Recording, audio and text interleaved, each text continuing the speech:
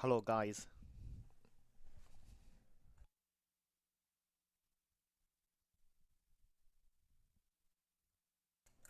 Hello guys. Welcome to this second game of the United States US Open Cricket 2022.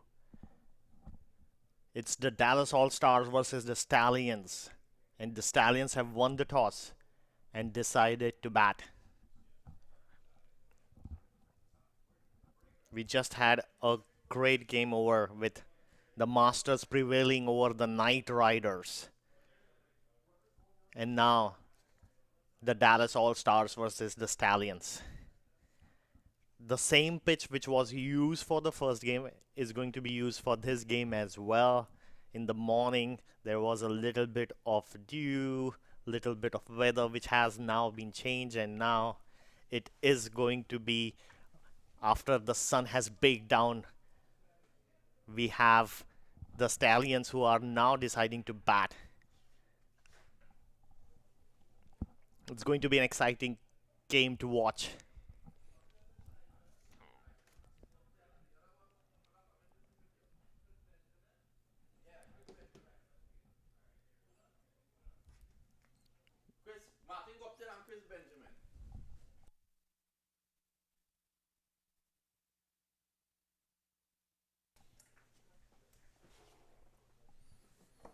We'll see whether the Stallions will be able to make use of the first 6 overs, which neither team from the previous game were able to make the use. And we know the pitch is going to be the same.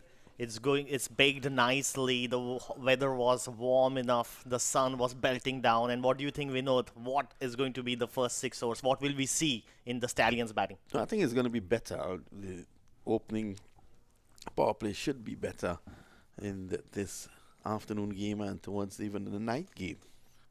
And with Martin Guptill there, we all know what he can do. He once scored 237 against the West Indies in a 50-over game. He wouldn't need all of that today. But it's great to see the New Zealander involved here at the US Open. It's going to be exciting to watch him. So he's going to start for the Stallions. And as the day go by, you will see how easier it should be for batting.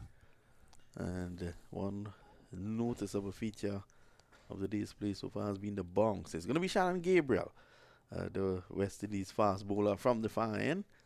And this is whipped away. Guptill was in problems there. And looking for a non-existent single.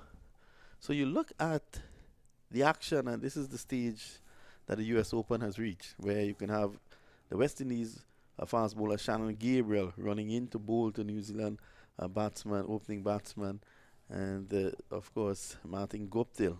That's the stage. I was just peeping out at the Stallions dugout. I saw Samir Patel is also there. Mouth-watering cricket to offer in United States. Over here we have Martin Guptill and Shannon Gabriel facing it off. So here's Gabriel down the leg side, and that's a wide.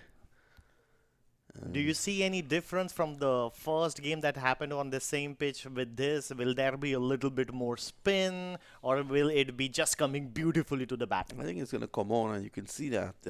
Well, you can't really judge the pace of Shannon Gabriel to what you saw early on today. Of course, Gabriel is his pace is express. His line has been the issue so far. Here he is, Gabriel. Oh, that's perfect. Well bowled. Guptill is coming forward, leaning into it. And Gabriel just maintaining that channel out there, just trying to get his line and length right. And both Chris and Martin Guptill will be trying to spend a little bit of time. They have watched the first game. That's why probably they won the toss and probably decided to bat first. Just put runs on the board and let then, the run board pressure and the pace of the pitch, their bowlers then exert that pressure in the second inning. Yes, Gabriel again from the far end. Oh, that delivery comes back in sharply. Gabriel is known for that. And another Man who played for the West Indies, running to collect that. Carrie Pear from Trinidad and Tobago. Shannon Gabriel, of course, is also from Trinidad and Tobago. So it's going to be Chris Benjamin now to face the heat of Shannon Gabriel. How difficult it is for Martin Guptill, who plays for something, a different team, different country, like Chris Benjamin coming in and playing and running between the wickets become so this. But you see the initial this, they have to have, how difficult it is to adopt. Well, don't let fool ourselves. You can't have a chemistry there. And I think what they will do initially is hope that the other responds and hope that things work out. And as the tournament goes along, it's a 9-day tournament. One hopes, or the hope of the players would be that the team can gel properly. Yeah, adaptability is so important right now. That's why the first game is so difficult. You have to combine, coalesce as the team together and then perform. It brings another dimension. The team which is going to adopt quickly, gel quickly, is going to do better in this format. This is a work away for a single. But everybody, it's about cricketing basics. You have to say yes, no, wait. All those calls, all that training becomes very important because that applies internationally. Wherever you go, you have to maintain, the cricketing sense needs to prevail. Just like the start that we saw, the first over, just a batsman taking a little bit time to get adjusted to this different condition. They have batted everywhere. There's a little bit bounce, in other pitches. This pitch has just a little bit, less bounce, and you need to adapt.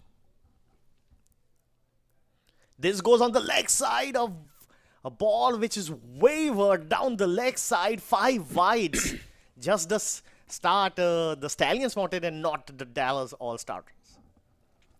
And we were delivery there from Gabriel. You get that now and again from him. And they're just phoning away at the point of delivery, pushing it down the leg side. There's a very strong Dallas All-Stars team coming up against a very strong Stallions team. This would be exciting game to watch. See the replay, just spraying down the leg side. Very difficult take for the wicketkeeper. So Gabriel working up ahead of steam here. Carrie Pear does the work.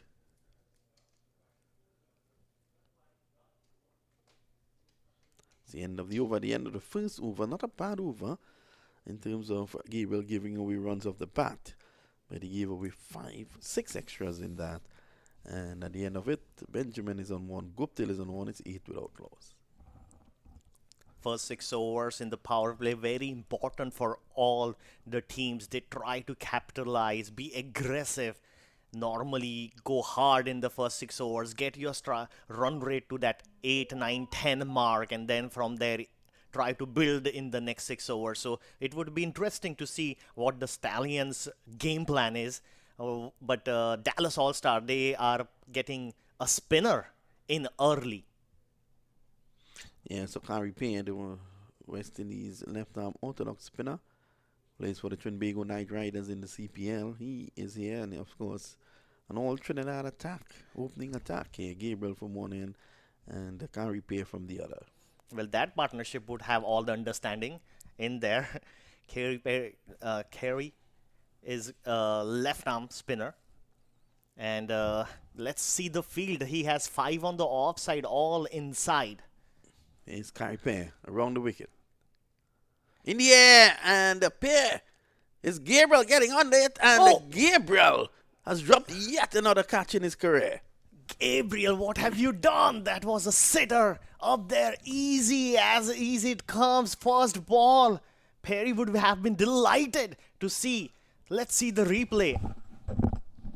Yeah, getting across Benjamin, and it was in the air for a long time. It gave Gabriel all the time in the world to reach it, and he spilled it.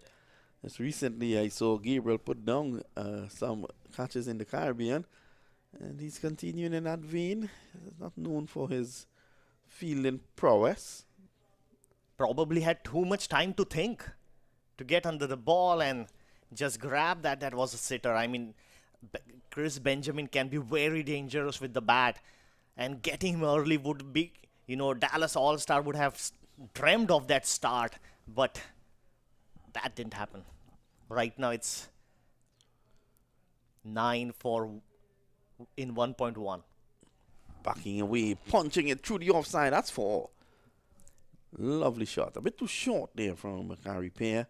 And Benjamin, who should have been back in the dugout, is there. And that is what you call adding insult to injury. Yeah, just gives himself a little bit of a room, takes it almost from the leg stump. The ball was a little bit short and cuts it beautifully. And good players always find the gaps. And terrifically hit for a 4. Okay, this time Pierre follows him down to his friend Gabriel. And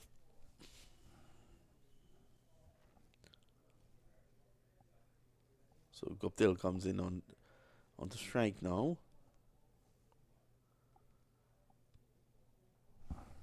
cuts. Oh, this time he drives through the offside. That's 4. Using his feet nicely to get to the pitch of that. And all he had to do was to play through the line. So what you're seeing here in the early exchanges with 19 already on the board in just a second over, you're seeing the trueness of the track. Yeah, positive frame of mind. They are there. They had seen the first over, just gauged a little bit. The spinner is not offering any spin right now. The ball is just coming straight, and Martin Guptill is too good for it. Better from Pair. Both of the batsmen, after taking a 4, just rotating the strike and exchange. That's how in 2 overs they have got to 20. A nice start. That's the start that we were thinking that we will get in the first game. Right now we have got that, the brisk start, 10 run per over. Both Chris Benjamin and Martin Guptill are there. Well, Gabriel is going to continue from the fine, and he'll want to make amends for that drop catch. You can see Aaron Jones, US player, in the background there.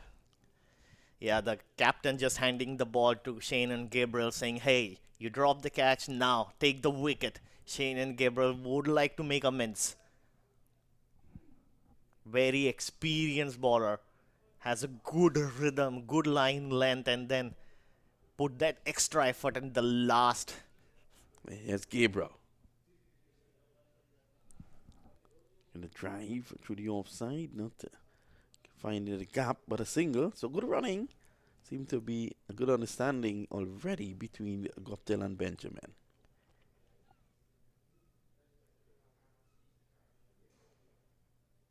Beautiful weather we have right now. It's just an ideal day to play cricket. Yes, it's sunny, and then sometimes a cloud comes up, the breeze is blowing through, if you run hard, you will not get tired. If you bowl fast, you will not get tired. It's just that kind of day in Florida over here. You've enjoyed the weather in Florida, haven't you? Oh, I loved it. Over there at our place, it was cold in the 40s, 50s, and I came over here. What a refreshing break it was. And to see this beautiful cricket. Oh! Well, Guptill Benjamin is trying to be adventurous. He knows that Gabriel offers pace, so anything onto that, and that could have found its way into the boundary. Yeah, anything at all. How did that ball bounce on top of the wicket? Most of the balls have not bounced on top of the wicket. And well, Shannon Gabriel is hitting the deck very hard. Yes, and Chris Benjamin trying to be a little bit cheeky too early in the innings, They already have a good 21 runs scored. Probably take a little bit more time, settle in, play those 15-20 balls, and he could be very dangerous from there on. Just trying to overhit that ball, trying to hit that ball too hard, just gets an under edge, gets a single. Just it's all about timing. We have seen the players who scored the runs were a lot of players who timed the ball, who played it. Anwar, who played it beautifully. And even Kumar, who played, just waiting for the ball and timing it. When you try to use power, trying to press, it was not working. Just maintaining the shape, very critical on this pitch.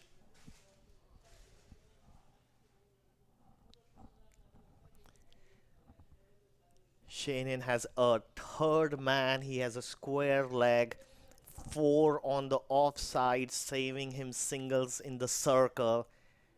And then three on the leg side. Coming steaming in for his second or fourth ball. Well, here's Gabriel, not really Cummings. And And it's pushed away on the offside. I don't know if Cummings is his middle name. I was saying coming in, steaming in. So it's 22 without loss. This is the third over. Shannon Gabriel none for 10. Hasn't done a bad job. Yeah, just trying to get in the rhythm of this game. You need to find the pace, the length when you are trying to bowl in on a new pitch. Sometimes it takes a little bit that extra time. You know, Shanian Gabriel is such a good bowler, adapts quickly, and right now he is bowling those balls over there, just trying to keep it simple.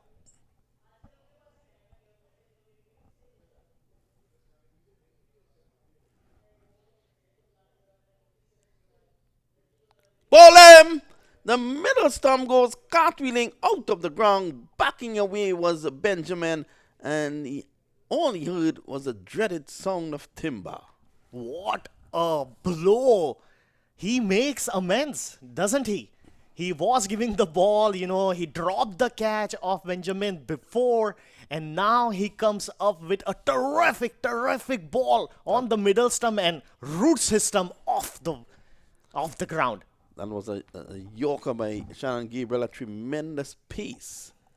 And Benjamin has to leave for 7. It's 21 for 1. He's bringing his team right back into this encounter. Just 1 run in the over so far, 5 deliveries, and more importantly, a wicket. Gabriel just, you know, raising his hand up over there. You know, he had made that mistake of dropping the catch, but give me the ball. And then he gets that ball, bowls that beautifully. Yorker, timber, gone. Right now, 21 for 1. This has been a very good over by Shanian Gabriel. Just 1 run so far and taking that wicket. Probably he might go for another one for this ball, you know. Well, Saad Ali is the new batsman in.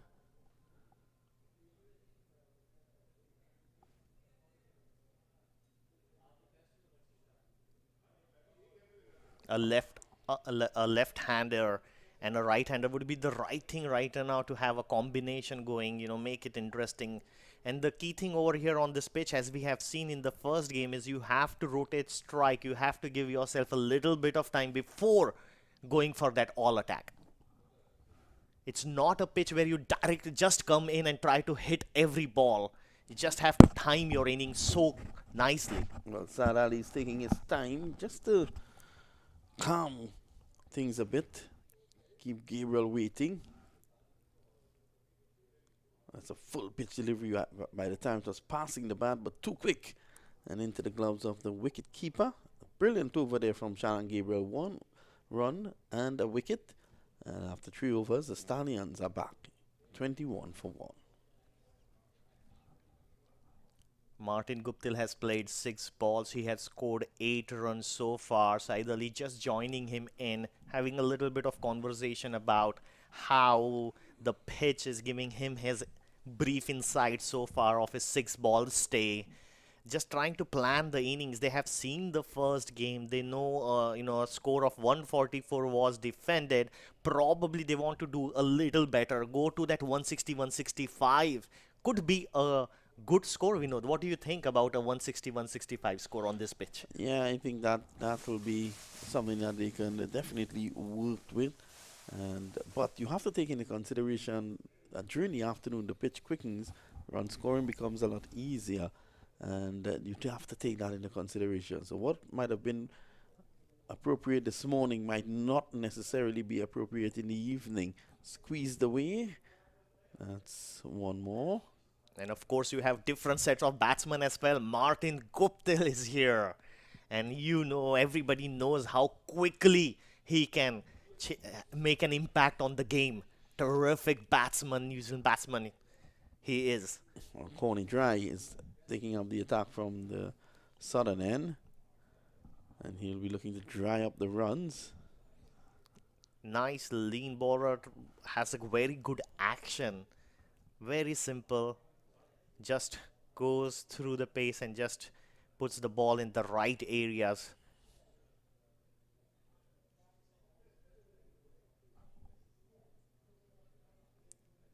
Just Angling it across the left-hander, Saad Ali.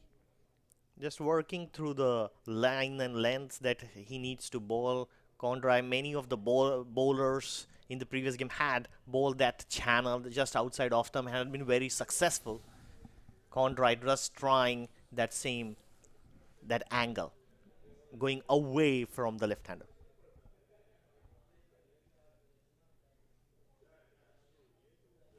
Reaching for it. I think had he left that, it might have been called a wide.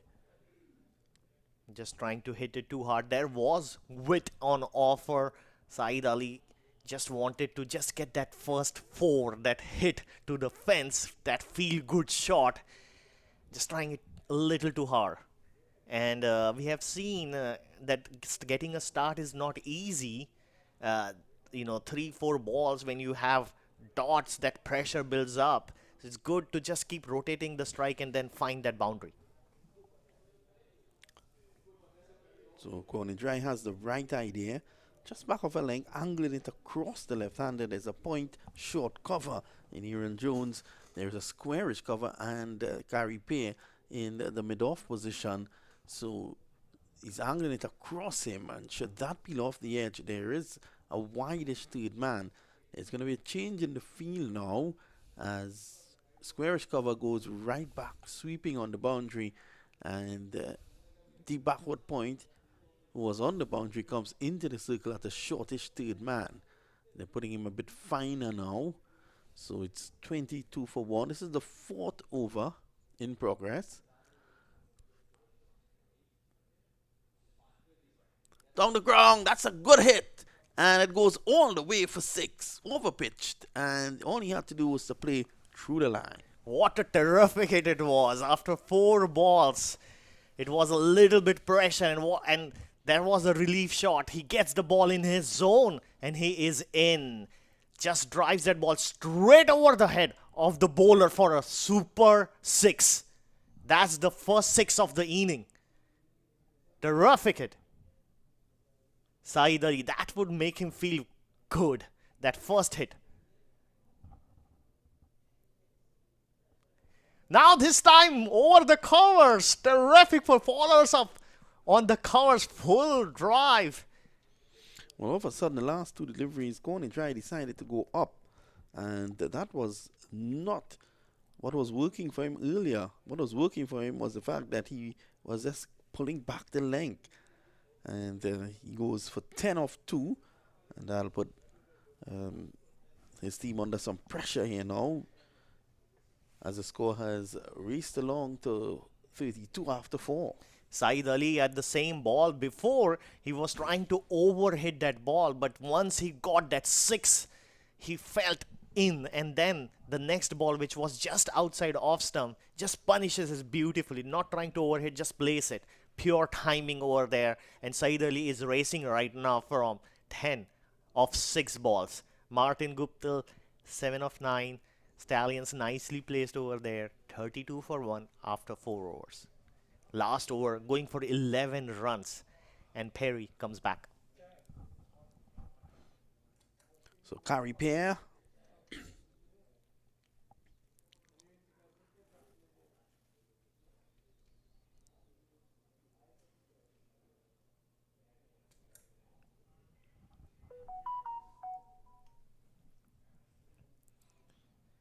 Gary Pear will be looking to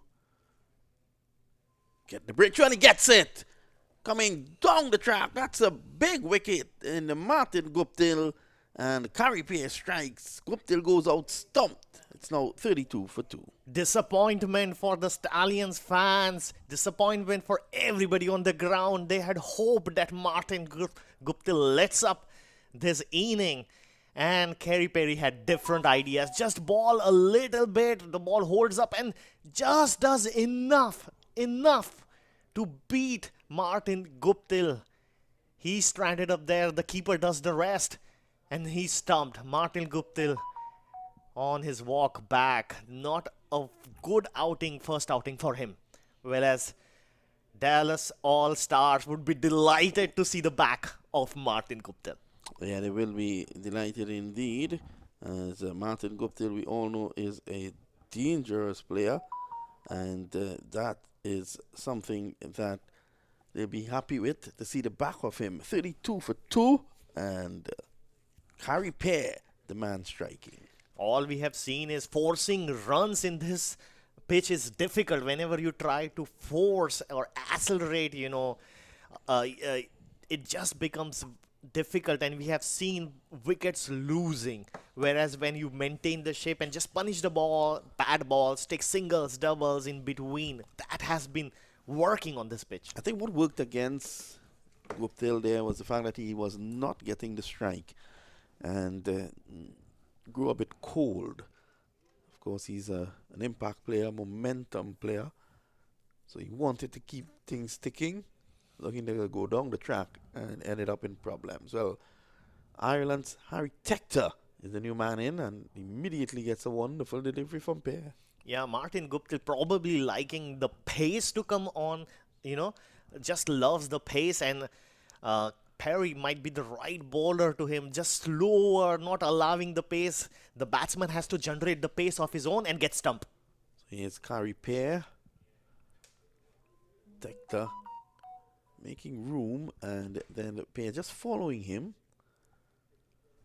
Now lots depends on Saeed Ali. He has played 6 balls, 10 runs. Harry Tector, they have to build a partnership. We have seen time and time again that the middle order, the openers had fallen, and the middle order has set up the game. That is exactly what needs to be done. This time cuts it. So Pear just mixing it up, but he has been guilty at times of bowling a bit too short.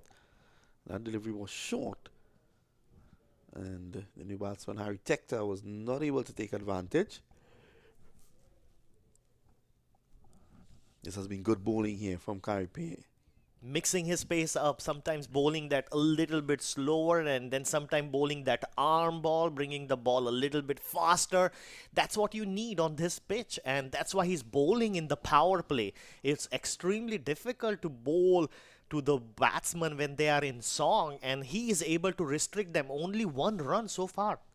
Well, Pear has done this over and over again for the Trinbago Knight Riders in the CPL, so he has the experience. On strike now is Saad Ali, who's on 10, who's starting to come in nicely.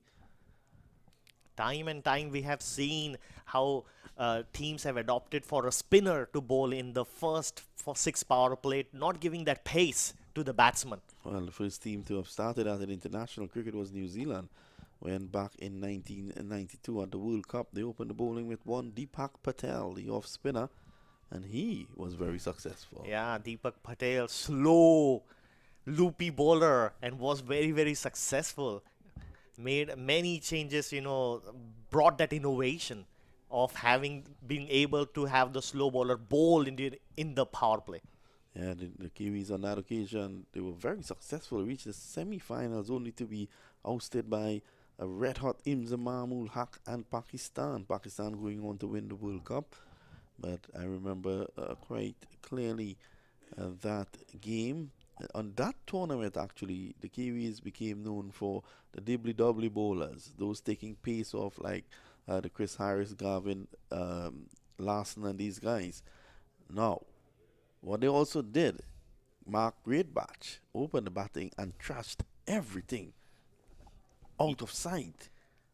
That's the transition where we want to go very hard in the first 15 overs. Yeah, remember Inzi and Wasim Bhai just performing that good in that game. I think the final was with England. Yeah, the final was with England. And of course, Pakistan winning. Won. England did exact some sort of revenge in the T20 World Cup recently. Pushed away down to the boundary for 4 at a wide-ish third man. So that's 4 to greet Simhadri. The score is now 37. Where Harry Tactor just wanted that ball, right? Nice ball, full toss, just angling, opening the face, no fielder up there, easy 4. That's what you want early in your innings. Some of these loose balls, you feel good when you. Tector has asked for the side screen to be shifted as he's facing the left-hander. Oh, that's a good delivery. That came back in. It did not go on with the angle and had Tector in some problems. Fanny Simhadri is the bowler. Bowled that beautifully. Just beat Harry Tector all ends up.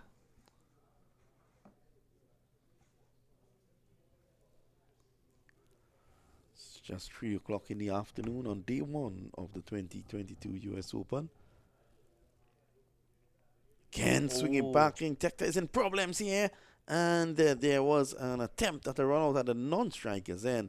Good thinking there by Ashley Nurse. Is it Shannon Gabriel there? Not Shannon Gabriel, Ashley Nurse. Good thinking by him. And just was not able to effect the direct hit. Yeah, Harry Tector was on all sorts of problems over there. He didn't think that the ball was coming to him, but realized that Nurse had been just, missed that ball hitting the wicket by just a little bit of margin. Single taken brings Saeed Ali on strike. Bowler has been looking to mix the ball up a little bit. Slow delivery, and that's a wide. Extras needs to be controlled. Just giving little bit more for the Stallions. That's what Dallas All-Stars don't want. They just want to contain. This is the final over of the power play, and they want to contain it as much as possible, whereas Stallions might be thinking to just go for these last 3 balls. Well, 39 for 2 is not totally terrible. They've lost 2 wickets, yes. As I said earlier on this morning, in the power play, most teams target 45 to 55 with a wicket or 2 down. So it's not totally bad. 40 for 2. So there's no need to do anything really silly. That's a good ball, though. It was very wide. He had to fetch it. Yeah, just getting a single in the cover area. The ball, he's mixing his length and line a little bit. Sometimes he's hitting the good length, sometimes bowling that full ball, sometimes putting it way outside off stump. He's keeping the batsman guessing what next he's going to do. Another 3 deliveries here in the power play to go. Simhadri, now he brings the keeper up. The keeper wants to stand up, putting that extra pressure so that Harry Tector does not go down the ground, down on the pitch. Oh, and beauty. That one pitched and just swung away. You're looking on in amazement there. Wow. Amrish. Yeah, that was a beauty. I mean, that ball went. Just let's take a look at it. Initially starting to swing in, and on pitching, it just went away. Amazing ball. I was thinking that the ball was coming in, and even the batsman is like totally mesmerized by that ball. Harry Tector didn't detect that. So it's the end of the over, is it? Yes, it's the end of the power play. And at the end of it, the score is 40 for 3. Simhadri, what a magical ball did he bowl. Just pitching on the middle, and the ball moved away, beating Harry Tector. All ends up. It is 40 for 2. We are working to get the score card fixed, and right now, 6 overs, 40 for 2. Saeed Ali, he has faced 8 balls, looking good at. And now we have a Chinaman bowler, cuts it. Saeed Ali, can he go for 2? No, just he's happy with the single out there.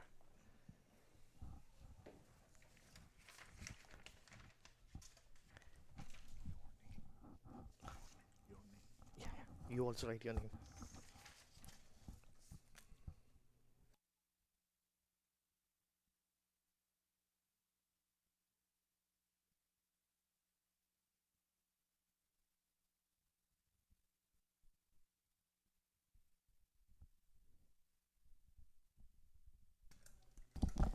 Well, I have Zahir Khan who has joined me now. Zahir, Stallions versus Dallas. Well, the Stallions have lost 2 wickets, 41 for 2. Martin Guptill, our superstar, is gone. Well, yes, I saw that live. Welcome, viewers, to maqtv.com. It's great weather, cricketing, action, all going on at the Broward County Stadium.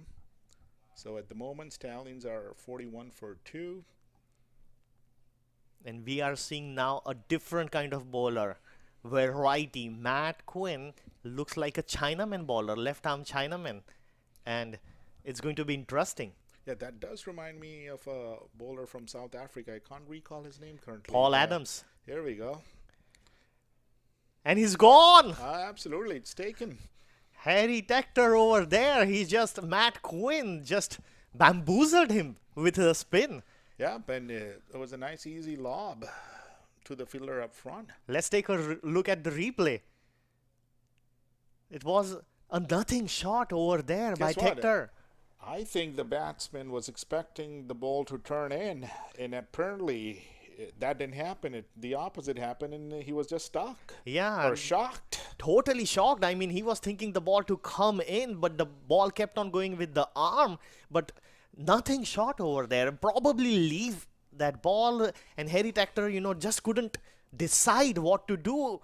42 for 3. Saeed Ali, who's batting superbly. Again, we are finding him not getting more balls. So, folks, ball is turning and spinning here at the county stadium at Broward. Yeah, it's not spinning cobras, right now, not spitting cobras right now, but still, you just need to put your head down, just take those singles, doubles, and just build a partnership. Samit Patel is the new batsman. He might know all about spin. Saeed Ali and Samit Patel. Absolutely, and he knows all about left-hand bowling too. Seems like. I guess time will tell how he does on the pitch, because every game is a new game, every day is a new day out here. Yeah, and Stallions decided to bat. They won the toss, decided to bat. But right now, 42 for 3. Was it a right decision? What do you think? Well, I think it's still too early to say, because you're 3 down. It's a T20 game. One player or 2 players in form can take the game away from you. So let's see what Stallions have in the pipeline. Yeah, Saeed Ali is there. He is looking very settled, brilliant. And what they need is just rotation of strike, the next 3 overs, get around 20, 25 runs, rotate the strike, take odd single, get the score around 70. Sure, Amresh, you're on the right track. I mean, little partnerships will definitely help the Stallion side to get to a decent total. Yeah. Meanwhile, Matt Quinn, this ball was cut, and this is gone for a 4. That ball was traveling on that side over there. The fielder tried all ends up to stop that ball, but the pace of the ball was too big for him. Yeah, the outfield is fast. The ball is traveling pretty nicely. The fielder did a decent job, but at the end, just couldn't stop the ball. So nice touch over there to finish the over by Saeed Ali. He is looking in good touch, and that should give confidence to the Stallions. Samit Patel just need to spend some time. That's what you need on this pitch. Whoever has done spending a time on, they have scored big. We had seen in the first game, Anwar, he scored, 80 plus runs spending the time. Well said, Amresh. At the moment, Stallions are 47 for 3, and it's 7 overs gone. And Zahir, now we see Nurse. Ashley Nurse, I think, is come up to bowl. Yes. Let's see. Yep, here we go. He's taking his start. Samit Patel has been watchful here. Yes. Ashley Nurse starts right up there, tight lines and length is what the spinner needs to do, and Ashley Nurse has all that experience, just trying to put that ball just outside off, not too short, not over pitching, and let the pitch do the rest. Already they have 3 wickets, and That's what he's going to target. Keep it very tight. Samit Patel knocked the second ball too towards the leg side, pretty much set up for a single. Let's see what Saad Ali does. Takes a single on the leg side, easy single. That's all about, you know, strike rotation. The middle innings, if we break it down, the first 6 overs where you have fielding restriction, you want to go all, you know, aggressive, try to get those boundaries. But in the middle, you need to find those gaps. Yep, it's all about rotation in the middle out there. You know, batsmen are doing a good job rotating it, but they got to keep the run rate in mind too. But as Amrish said, middle of the innings, rotation is key. Yep. Sooner or later, they will get that bad ball, and they need to deposit that ball as well. And these two are quite capable, Shahid Ali and Samit Patel, when they will get a chance. Beautiful bowling over there, Nurse, just keeping it very tight up there. These middle overs are very important for every team. The bowling team, they want to, you know, try to restrict. And as you build that bowling pressure, suddenly you can get wickets. Absolutely, well said. Again, you know, it's another ball driven by Saad very nicely in the outfield, and they've set themselves for a single. That brings Ashley Nurse over to the end, and Stallion at the moment are comfortably sitting on 51 for 3 at the end of 8 overs. Yeah, 50 was posted in the last over, but Nurse, he finished that over in a second, you know. In 1 or 2 minutes, he's done. Short run up, just brings the ball, puts the ball in the right areas and contains, and the over is done. Seems like that's been the strategy from all stars from both ends. Both the spinners, you know, have hurried up the batsmen and are pretty much bowling their overs pretty timely. Yeah, it's spin from both sides now. Ashley Nurse and Matt Quinn this time goes down, tries to go downtown, but does not get that good connection. Gets a single. It doesn't seem like the ball came from a sweet spot, probably closer to the edge.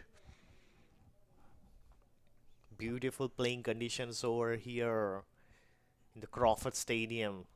Nice weather. Short ball. Gets it on the leg side. Just one. Couldn't find that placement. That ball had a 4 written on top of it. Just couldn't find the right placement over there. Yeah, the thought process was good, but the timing of the shot actually didn't settle in.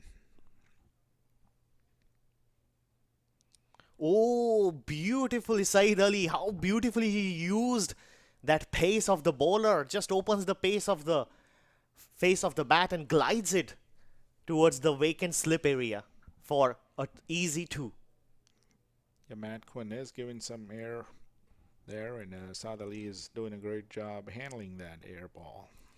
Yeah, Saeed Ali is looking in great touch out here. He would be thinking of getting more and more balls as he goes into his innings. Looks very settled down in the pitch, not hurried, can play the fast bowler, seems like can also play spin.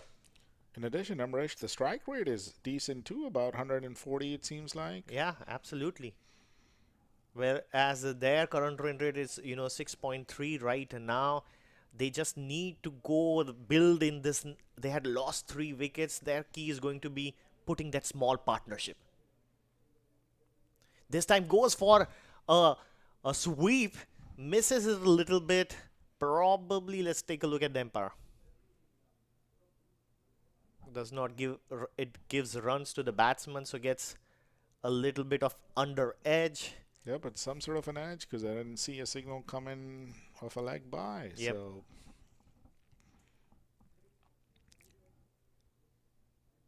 oh, just what a clever operator Matt Quinn is. This time he slides that arm ball, and that Hazens, gets a little bit pace from the pitch and beats Sambit Patel. All ends up. yeah, Matt Quinn has done a good job at keeping the batsman in a confusing state of mind, whether the ball is turning in or turning away from the batsman. 2 overs for 12 runs. I mean, the spinners are putting the brakes on the Stallions' innings right now. Ashley Nurse has gone for only 4 runs, and Matt Quinn has gone only for 12 runs. So, a very good partnership from the spinners. Sure. Ashley Nurse into his second over. Let's see if he can stick to that average or not. Yeah, it's not only the batsmen that do the partnership, there is also a bowling partnership, because you have to bowl good balls from both ends and build that pressure. And then as a result of that pressure, even if the pitch is not doing you good, you could take wickets down the line. But the important thing is just putting the right ball up there, and both of the spinners are doing great. Meanwhile, just gliding it on the leg side, taking a 2. Samit. As Amrish said, it's all about creating pressures. In 2 overs, 3 over stances for a T20 game. That's all about it, because the pressure is what keeps the batsman thinking. This time tries to go downtown. Samit Patel misses it, and it's bowled.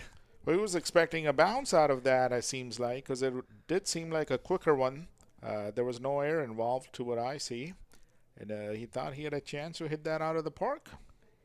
Yeah, he had enough of Ashley Nurse. He thought, now I'm going to take him downtown. But Ashley Nurse maintains that great line and length and almost pulls the ball a little bit back. Samit is not to the pitch of the ball and finds it all beaten up. And his middle stump is gone. That's what we have seen. Whenever the batsman has tried to force the pace of the run scoring, there has a wicket fallen. And Stallions, 59 for 4. Zahir, they are in trouble. Absolutely. Seems like it. Let's see if Saad can hold his nerves and, counter-attack Hamad Azam. He's well known for his hitting. So let's see if Saad and Hamad can put on a show here for Stallions. They need to build a partnership. Hamad Azam and Saeed Ali, they, just need to play these 2-3 overs for 18-20 runs. Just go to that 70-80 mark. Feel good about the pitch. Saeed Ali needs the strike. Hamad Azam just needs to just rotate the strike, Saeed Ali has been looking very, very elegant out there. Yep, he's middling everything, keeping a good eye on the ball. Connection has been great. So is the weather out here in Broward County Stadium. Makes us feel to go outside and play. Absolutely. Looks like a beach day too at the same time. Sun is out, skies are blue. And there is a wind blowing up there. Even if you bowl fast, you will not get tired. You run, you will not get tired. It's just a beautiful day over here in Crawford.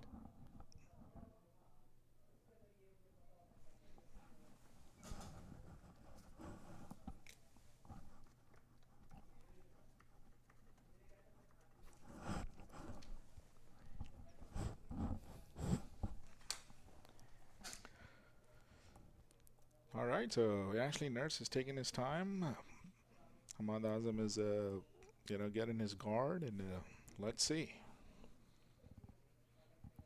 Ashley Nurse using all his experience of international cricket, just keeping it simple and letting the batsman do the job. He has found a line on length, he's not ready to deviate from it. Just has a very simple plan, and he's executing this ball again in that nice, good line length pace. He has found the measure of this pitch, and now he's, the ball is working for him.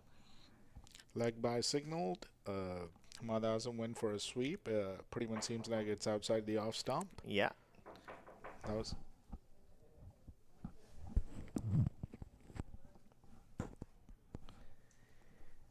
10 overs has been bowled, 62 for 4. What do you think over here, Zahir? What do you think is going to be a good target? What can Stallions think about achieving from here on after losing 4 wickets? Well, currently the average is around 6 runs and over. The only thing not going Stallions' way are the number of wickets. They're 4 down. So let's see how deep they can bat. But at the moment, if these guys, both Hamad and Saad, can stick around, they can put up a decent total.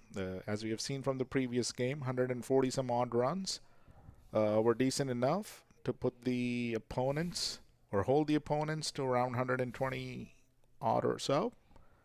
So a little bit more partnership will do a good job and will go a long way for Stallions. Yeah, but on the other end, all stars are looking or talking or looking all about restrictions. You know, their spinners have done a great job.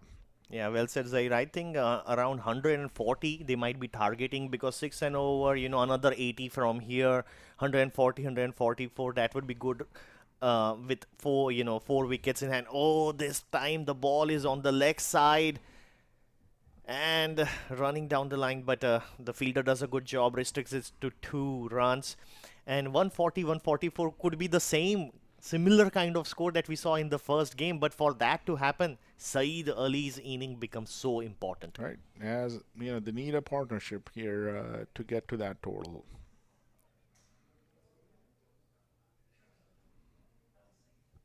Glides it, takes it a single. Will he go for the second? No, he is happy with the single. Both the batsmen are looking into no rush, just a little nudging and tapping going on at the moment, you know, in changing ends. Yeah, whenever they have tried to accelerate, they have lost a wicket, and Perry and Ashley Nurse and the spinner, the left-arm spinner have done a great job. It just seemed like when the new batsmen come in, initially it's such a difficult thing to get used to the pace, and the spinner has been bowling very quickly, intelligently. Yeah, they've been wearing their pace pretty nicely. The only thing is it's hard for a new batsman to come in and, trying to hit all over the ground. They got to set themselves up. Yeah, just about, give them yourself a little bit of time. Like Saeed Ali has given himself like 20 balls. You have to score, maybe run a ball in your first 10 and 15 balls, and then from there try to accelerate. But in between, if you get a bad ball, by all means punish it. Saeed Ali cuts it this time, and oh, the boot! Almost. The boot comes into the play. The World Cup soccer is going on, and that could be, I think the fielder would be practicing a lot. Either we saw some nice goalkeeping skills there, or but that was a nice stop, just about a feet in. Terrific work down. Look at that. Runs it, not goes for the slide, but puts his boot up there. And I tell you, he has a big boot. Here we go. End of the over, we have 70 for 4. The partnership slowly building. That's what you need, like a 7, 6, 8 run over, in the next 3 overs. Try to take it a little bit deeper. Get yourself to an 80, 85, 90, and then try to see how many wickets you have got from there on. Sure, Stallions have about 9 overs to go. Ashley Nurse comes back to the attack. He has bowled 2 overs for 9 with 1 wicket. All the spinners have done a great job for the Dallas All-Star. The run rate has been just around 6.5. So Saeed Ali and this time go for a mighty sweep, but will only get a single. The ball was drifting towards leg, and I guess that was a good attempt taken by the batsman, but apparently it didn't flourish. It was only ended up as a single. Yep, Saeed Ali gets the strike back. This would be interesting. Saeed Ali has been there for 22 balls and loses his patience. That's what happens. He batted for a long period of time. He think now he takes a charge, goes for that cross-batted shot, but Ashley Nurse had been bowling that wicket-to-wicket line day in, day out, these balls, and then bowls that faster ball and gets the bamboo. Yep, Ashley Nurse line has been on spot all day. Not flighting it too much, keeping it straight and drifting. And this one seems like a pretty straight ball. I didn't see much turn in there. Yeah, he was thinking about that the ball will turn a little bit probably, or the ball didn't arrive as well. He was thinking there is a little bit more pace, but actually it was balled much slower. And Saeed Ali's stumps are gone, and 71 for 5. This Stallions inning is falling apart over here. That's how it seems like. The spinners got the game under control. I think most of the wickets are taken by spinners on the All-Star side. So let's see what Stallions have in reply. Ramiz Raja, that's a well-known name. Yep. That have come to the crease. Ramiz Raja. He has a big name. Seems like there could be Junior missing towards the end. He has big shoes to fill, Ramiz Raja. We all know how terrific batsman he was, but not in the T20 format, but in other format. And now Ramiz has to do a building inning. 71 for 5 is not giving that much confidence to Stallions and their bowlers. They need something, a 6.5, 7 run rate to defend. And with this, they are just going down the barrel. I mean, 120 is difficult over here. Zahir, what do you think? Yes, and so I've seen games that the team has defended 120, especially in the night games, under lights. Things become difficult. So, but now conditions are nice, light breeze flowing, sunny out here. So 120 would be a little bit on the shorter side, but absolutely, if you have a decent bowling, we have a game in play.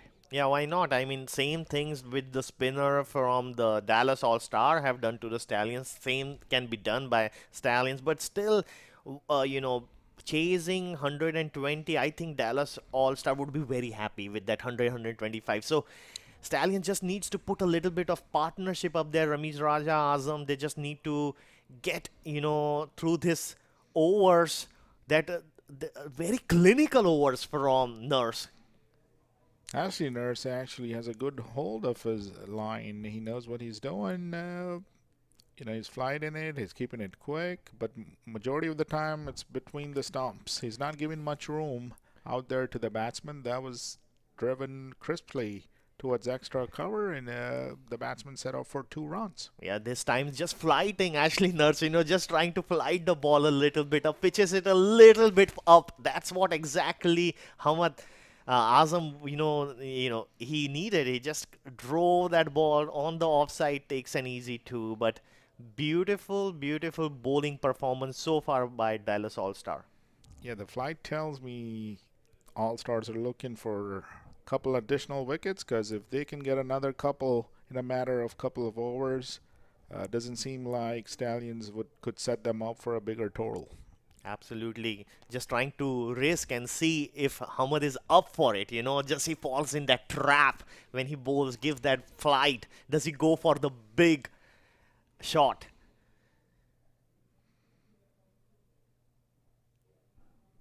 Oh, there is a misfield there, going for the second, and easy pickings over there.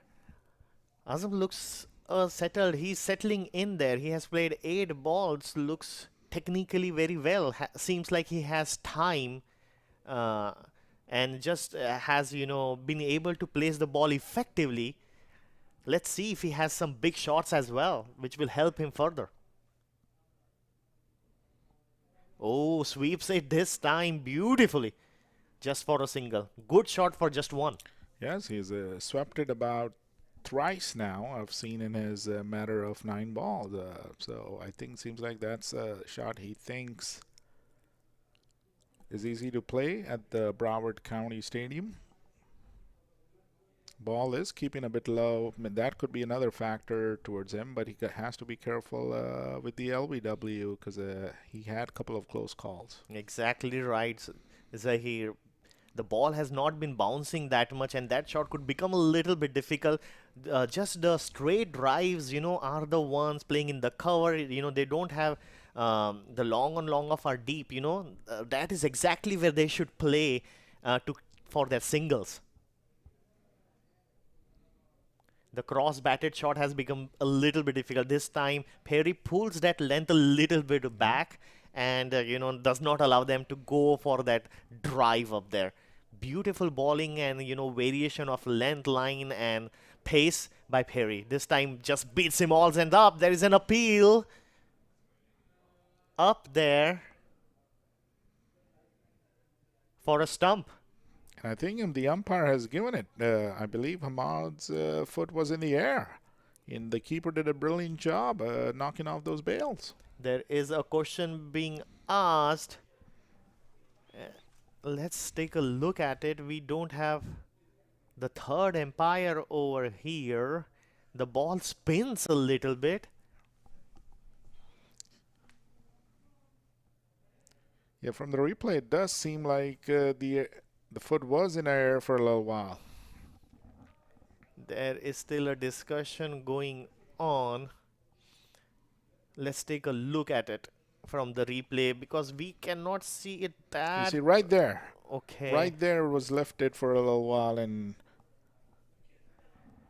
Wow, the umpires do have a very good eye. I would give that to the umpire. Just a little bit of a. So Stallions at the moment are down 6. The total is 79 viewers. Whoever are joining the broadcast currently, welcome to MAQ TV.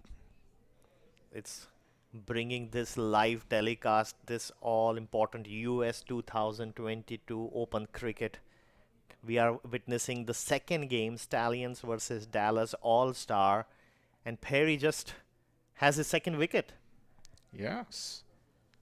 Very good young bowler, Perry, showing all his skills on offering and just bowling tight line and length, and the spinner has dominated this game so far. Yeah, his bowling figures are good too for T20. He pretty much has one ball to go, and he's taken 2 wickets and only given about 25 runs or so. Yeah, his captain will be really proud of the performance that he has put in.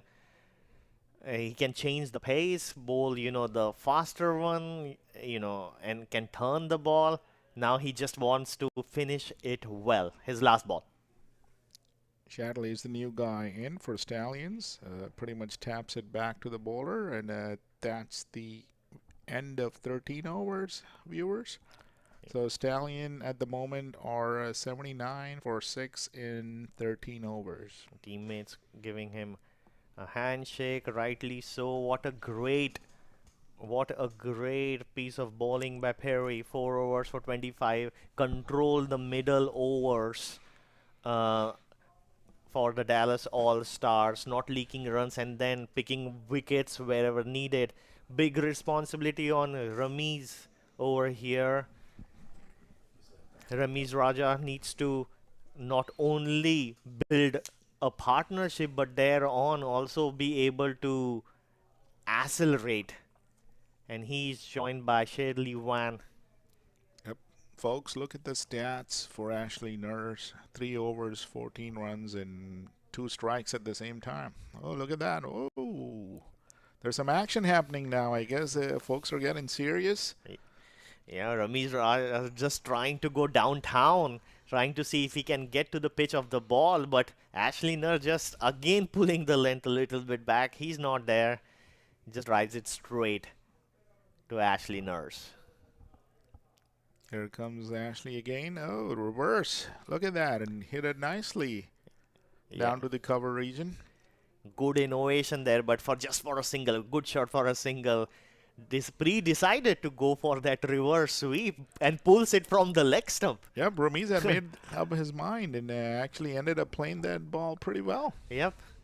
Showing, the different kind of shots he has in his armory. Well, that would be good. Now, Ashley Nurse is in his last over. We have seen Perry finish, so probably it would be something both the batsman Shadley and Raja needs to take, a note of. I see a slip in place. So All-Stars are coming up with all sort of strategies to put pressure on the Stallions. A terrific captaincy over there. They know that Nurse is in top of his game right now. And the left arm, that's what he would love to bowl. The ball is spinning a little bit and dropped. Oh, Nurse, that ball came to you probably a little faster, but maybe Nurse couldn't believe himself. He had it almost, and it just popped out. 9 out of 10 times he would have grabbed it, you know. That ball bowled beautifully, comes straight at him, and he drops probably I'll call it a sitter. I think it was a little more, yeah. you know, because sitter would be too easy. Yeah. And, you know, he did have to go, you know, bend down on his own bowling. You know, these are not easy. Yeah. But just by the looks, you know, Ashley had it pretty nicely, and somehow he popped it. Yeah, Ashley puts a very high standards on his fielding, and he would not be very happy with that. But a chance gone begging.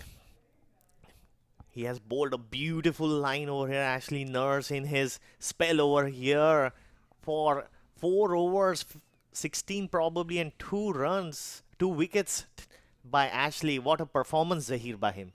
Oh, yes, the great bowling, great control from a spinner. And, you know, spinners are all over the Stallions.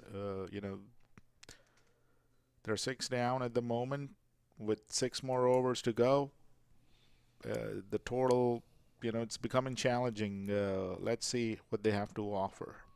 Yeah, that wicket would have put a lot of trouble for the Stallions, and now 2 spinners are done.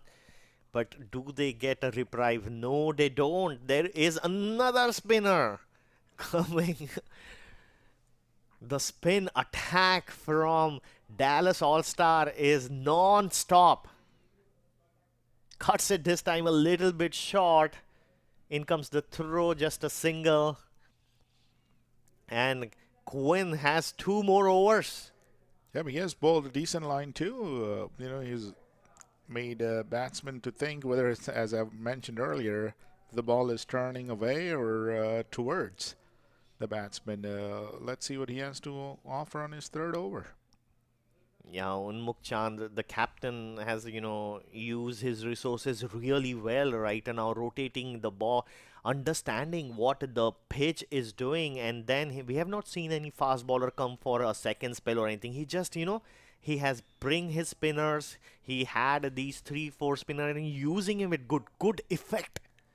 Yeah, he stick to his spinners. They have held their line pretty good at the moment. You know, Ramiz and Shadley are just nudging for singles, and I don't see any attempt for boundaries at the moment, but due to the pressure, they're 6 down. And he's given their bowlers a good field as well. You see over there, he's standing in, this is the 15th over, and he's got a slip. He wants to attack it, you know. And terrific ball again by Quinn over there. Seems like Ramiz heard me. That was a good intent. Yeah, he's trying to do a little bit different. He does not want Quinn to settle down, trying to move a little bit, see if Quinn changes his line and length. But Quinn is just too good right now. He is so deep in his spell. He's just putting the balls. Yeah, Ramiz is testing the bowler too by coming up front, going sideways. That, you know, he may make a little mistake, but Quinn has been great with his line. Oh, gets a leading top edge. And almost there, the Dallas All-Star spinner are enjoying. The spinners and the fielders, they are just enjoying, having fun over there. Seems on top of the Stallions.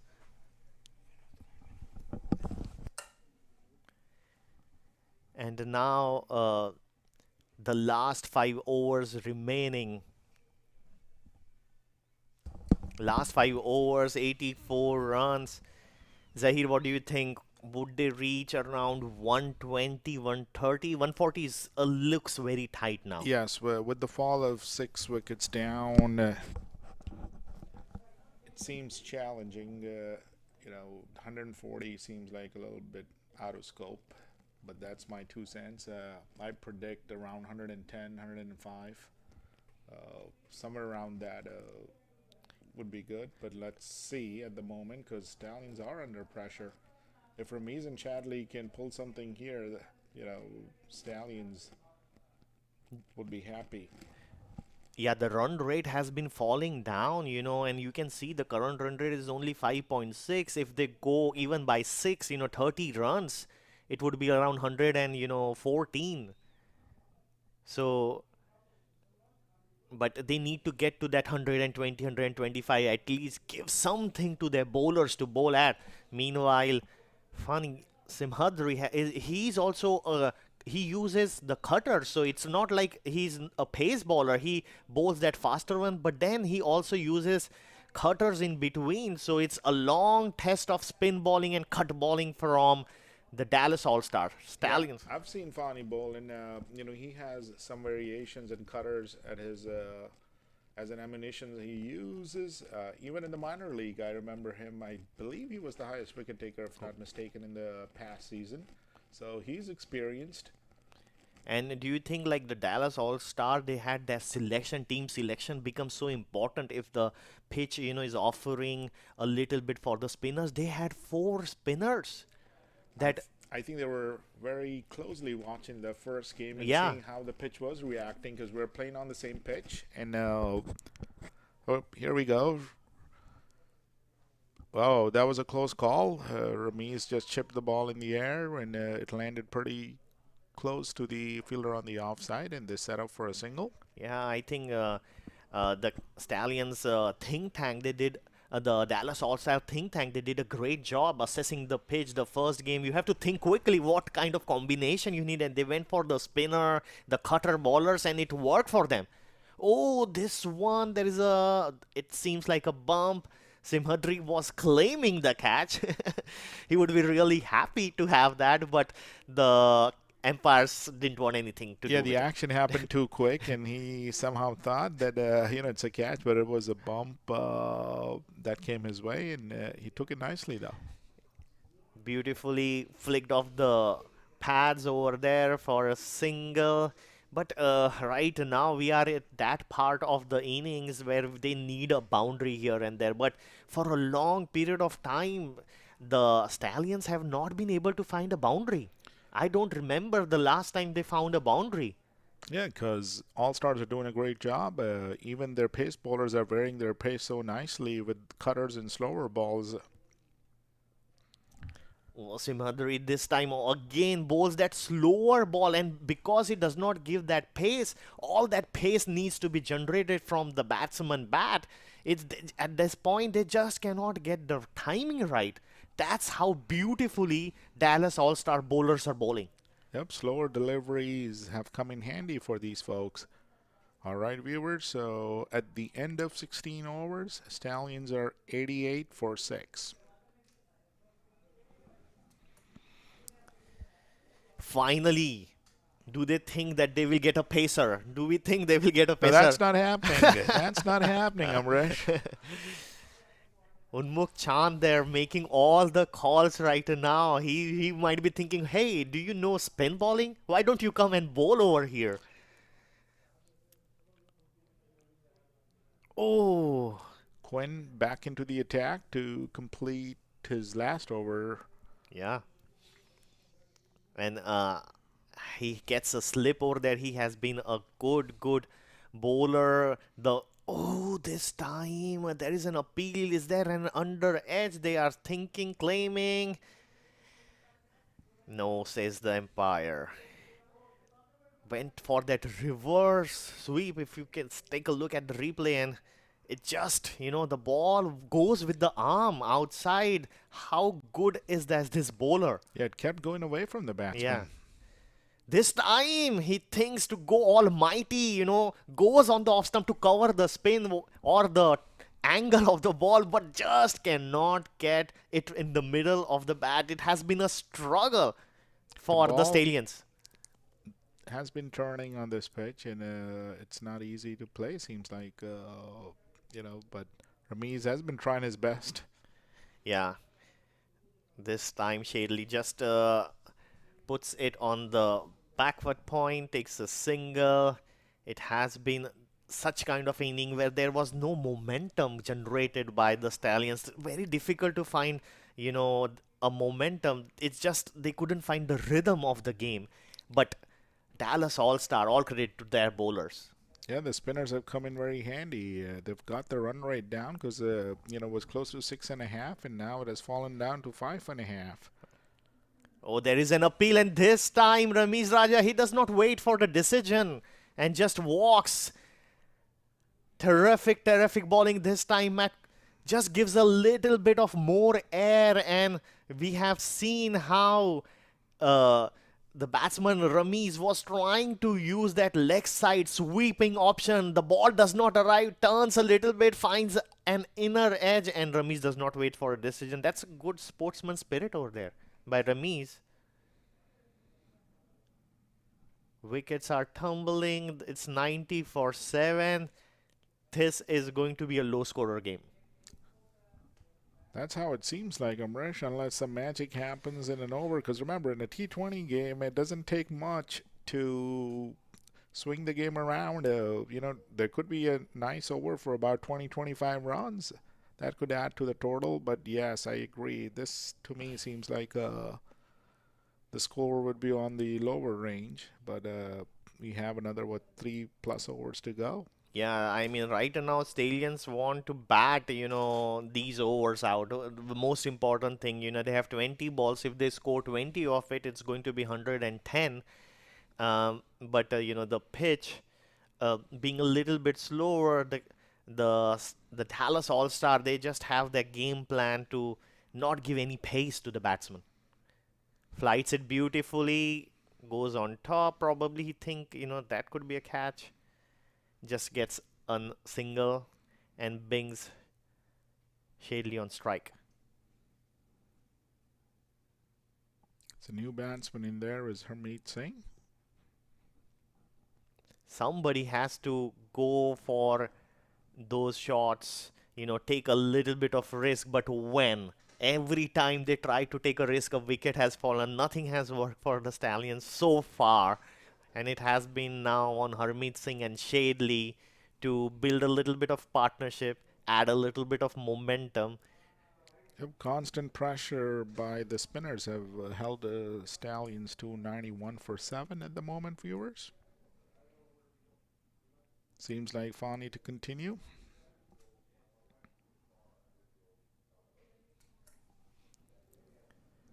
Look at the bowling stats for Matt Quinn. 4 overs just for 18 for 2 wickets. He has done his job. All the spinner has done the job. Probably Stallions think that next 3 overs are come from the pacer.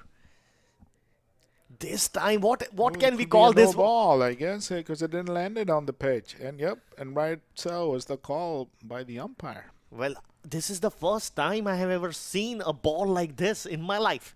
The ball was outside the pitch. It's a no ball, and they get a free hit.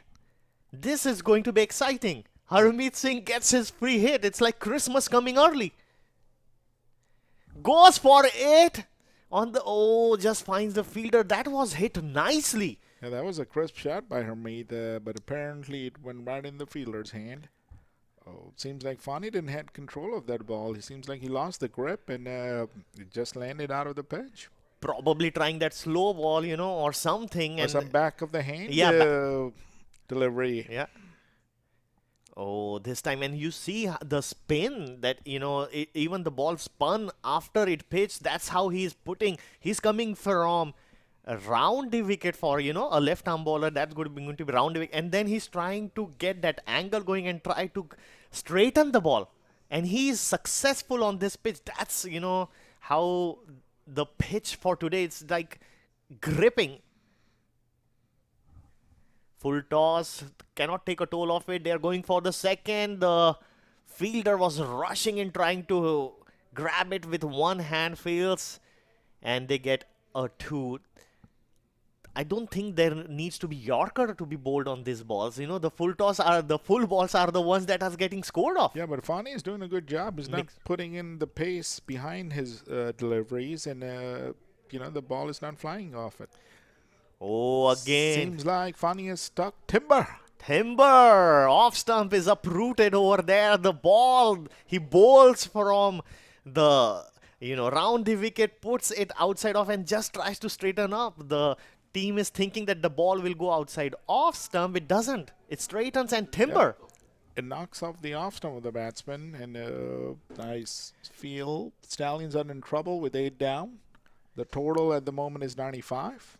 Whenever the Stallions are trying to accelerate, there is a wicket falling. It's just not helping the cause. They are now 8 down, 95. There has been no partnership build. Dallas All-Star just enjoying this spell of 20 overs that they have, you know. Yep, constant pressure by not only the spinners, even the medium pacers have done a decent job to restrict Stallions to 95 at the moment. So another 2 overs to go. Samresh, what are your expectations for the total? Yeah, I think they have to bat all the overs. That is important. Take single, doubles, take 10, 15 somehow, and then reach that 110. But 2 wickets down, with the way the wicket has been falling every 3 or 4 balls, it could be that they could get below 105. Things not looking very bright for the Stallions, not keeping a pace with the run rate. Joshua is the new batsman in.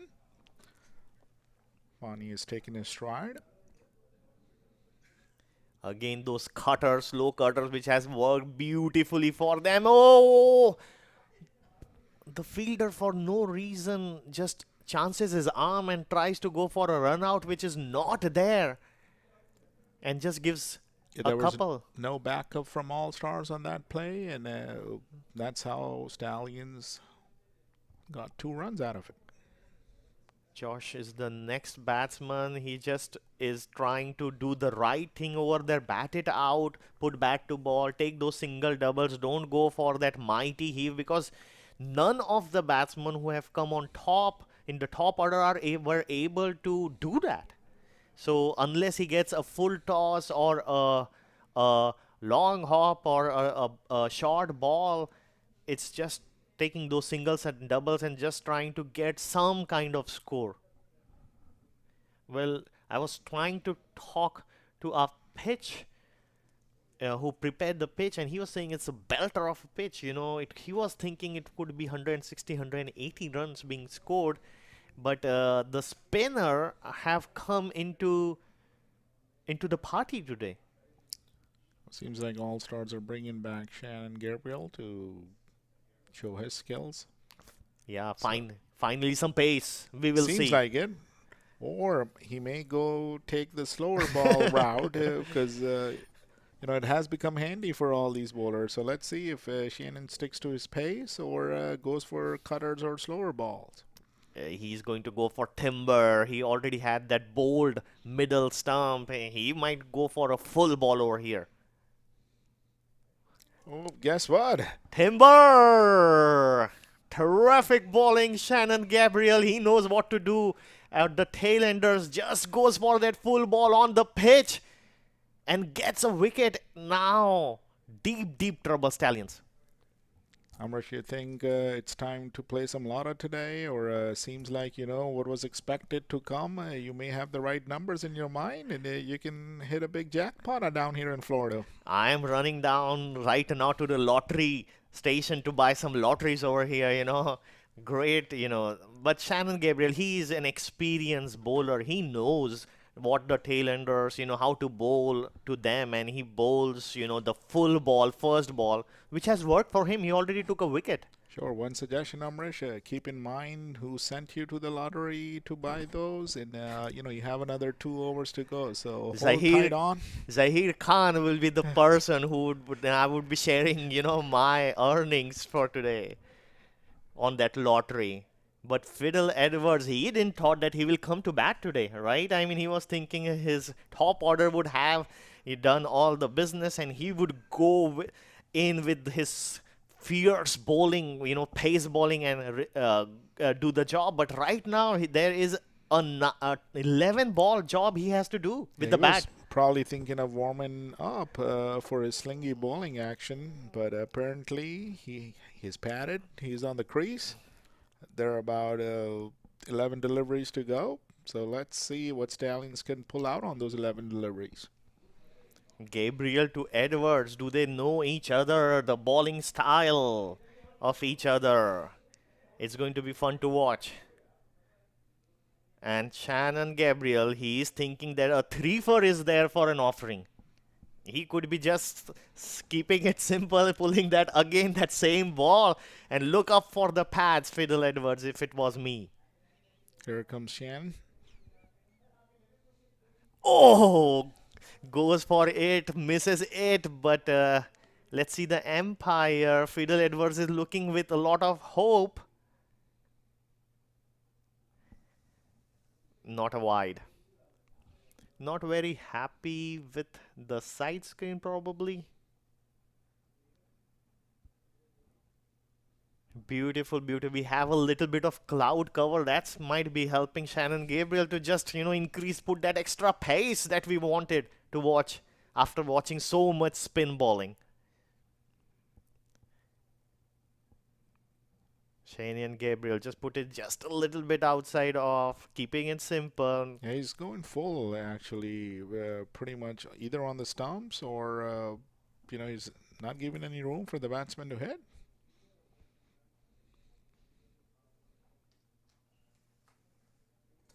So Zahir, will Stallions cross 100? I'm hoping so. With another, 8 to 9 deliveries to go. With 1 wicket in hand. Well, that's the crucial question, right?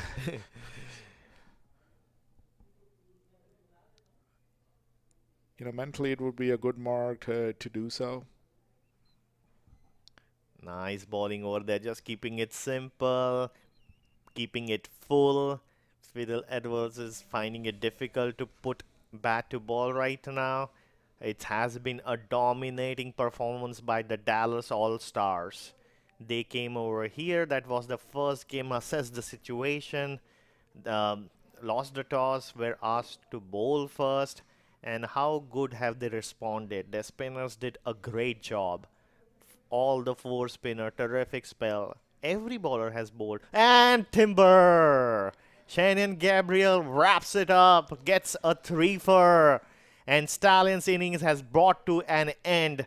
Just 98, and even to win it's 99. So don't touch the 3 figure. That would be a little disappointing for the Stallions, Zahir. Yes, I had mentioned earlier, going from 2 digits to 3 digits, you do feel mentally pretty good about it. But apparently that didn't happen here. That was very well bowled by Shannon. So bringing the first innings of the game to an end. So Stallions at the moment are all out for 98. Let's see if All-Star are able to chase that and bring their total to 99. And Dallas All-Star, like how good of a bowling performance, their middle order, middle spinners does the job. And then you ask your prime bowler to come in and wrap up the innings, and he does that. Yeah, absolutely. Fani and Shannon did a great job wrapping up these innings and getting the wickets at the same time. Constant pressure. Run rate at the moment is about close to 5. So when the inning started, Amrish, the run rate was between 6 and 7. So nice job closing the innings and getting them all out for 98. Yeah, the scorecard, if you take a look at it, like Saeed Ali was the only one, 27 of 23. He got some measure off the pitch, while all the others, it was a little bit of struggle. So nothing much to look into the Stallions inning for the batting. Saeed Ali, the lone. Stallions, hopefully it's their first game. They learn out of it how the pitch is behaving, and batsmen, can probably get their focus on, because apart from Saad Ali, nobody else went into double digits. Well said, Zahir. I mean, it's just their first game. They will assess it, but still there is a game to be put on. And they have to learn from the bowling. Take a look at the bowling, Con Dry. He went for 11. He was the pacer. But then quickly learning about, Unmuk Chand, he learned, and, Shannon Gabriel, everybody did a great job. The middle spell, Perry, Fani, Quinn, Nurse, look at their bowling figures. Yep, 6 of the wickets in the middle were taken by the spinners. And that's what added to Stallions' downhill. From there, the pressure went on, and that was well closed by the Pacers at the end. Look at Gabriel's figure. He finished with just an economy of 3.23 wickets, and Nurse, only 4 run per over, 2 wickets. Quinn, 2 wickets for 4.5, just 18 runs. A terrific, terrific all around, a teamwork. Yep, economical bowling being bowled all around by the spinners and Shannon. Even Fani, given 6 runs and over, was pretty good. Yeah, and guys, we'll be back with the chase. Dallas All-Star will have to chase down the 98. They will be very happy with this performance, but we'll be back soon to get that coverage to you live. Thanks.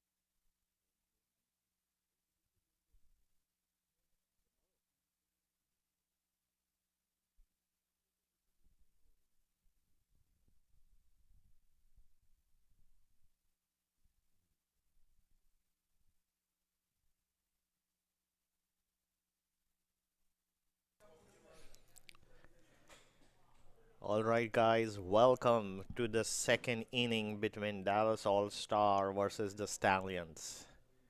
Well, the first inning was all Dallas All-Star. They put a terrific bowling performance, restricted below 100, and now they have their openers out there.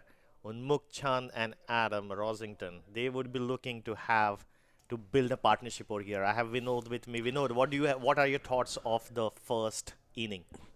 Yeah, it was impressive. The bowlers really came out firing. Shannon Gabriel, in particular, started it and ended up and finished it off.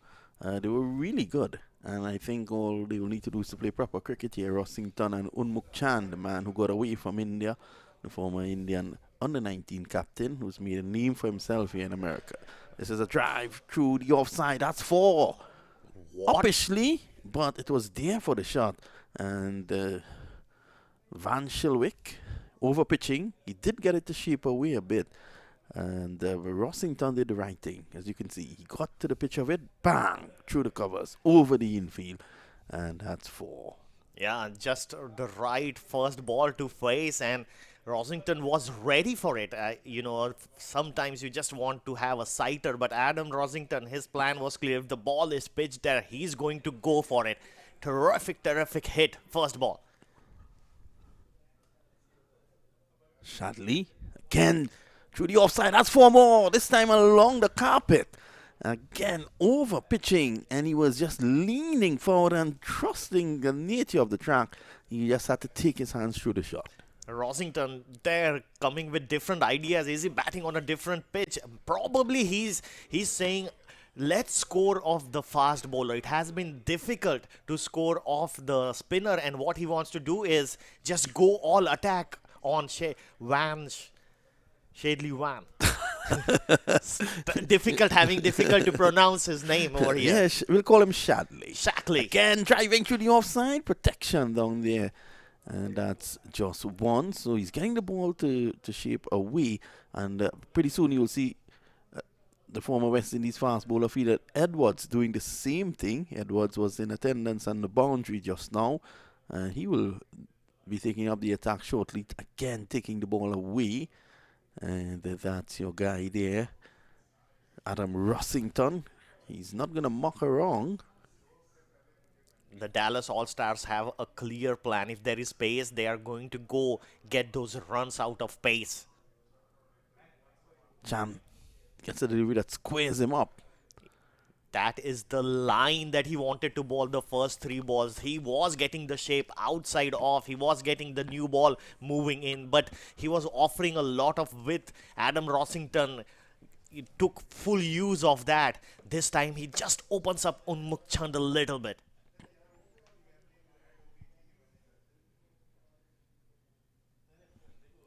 Down the leg side. So he's all over the shop here, to be honest. Just cannot find his line. Sometimes he's over the offside. He got the next ball on the middle, but right now it's still going down on the leg side. And Vinod, what do you think? Should they bring a spinner too early? They don't have a lot of runs. So do you think the next over could be bowled by a spinner? This time it's too straight, and the Chan does the right thing, getting a quick single. I think what they should have done is to open with Fidel Edwards, the international player, Fidel Edwards, and then look to bring spin from the other end. Hold Rossington back, Shadley Van Shilak back a bit, and that is what they're not doing. Yeah, right now, already 11 runs in the first over. It's a good start this time on the leg side. Sewelled it and terrific hit. So that's four more. Rossington is not going to be doing any second guesses here. 15 off the first, and who knows, this game could be over in a jiffy. Terrific start by Adam Rossington. Three balls he has deposited in the boundaries. Look at this shot, the latest shot on the leg side. Sewelled it, beautiful hit. But Shadley not doing that great job. He needed to bowl just outside off stump channel. He couldn't bowl 5 balls over there, spraying it all over and being penalized for it. I would have brought Samit Patel with all of his experience. I would have brought him into the attack immediately. But they're going for spin, not in the form of Samit Patel. I think Fidel Edwards was interested in taking the new ball. He walked up, and an explanation has been given to him as to why he would not get the new ball. So it's 15 without loss. I think, given the fact that you have just 98 to play with, you need to have bowlers of the caliber of Fidel Edwards running in and attacking these guys, because if these guys are to bat out 20 overs, they're going to win. So you need to bowl them out. Absolutely rightly said. I think the first over going for 15 runs had the captain thinking that he needs a spinner, and probably a spinner who can take the ball a little bit away. Probably I'm thinking Harmeet Singh is a left arm bowler trying to get that ball away. Maybe Samit Patel probably. So is Samit Patel. Samit Patel, probably both are. You will see both from I would have gone for experience. I would have gone for Samit Patel, but who knows? Let's see if Harmeet Singh can bring the desired results. 2 straight and worked away neatly off the pads. It's running very close to the boundary. Sliding stop. Yeah, just using the pace that is on the offer. Unmuk Chand just moving it and glancing it. Delicate touches over there. Using the pace gets couple of runs. Just feeling better about the pitch. Harmeet Singh has to get his line right. Again, worked away. So doing the right thing here, Chand, because Rossington has been aggressive. Yep. Just giving the strike back to Adam Rossington, and what a start Adam Rossington had, a start that we all wanted. 13 of 4, would he be still going and attack? There are only 2 outside outside the infield. Do you think he's going to still go for it and attack Harmeet Singh? Yeah, I think he's going to play one way and one way only. He has shown that.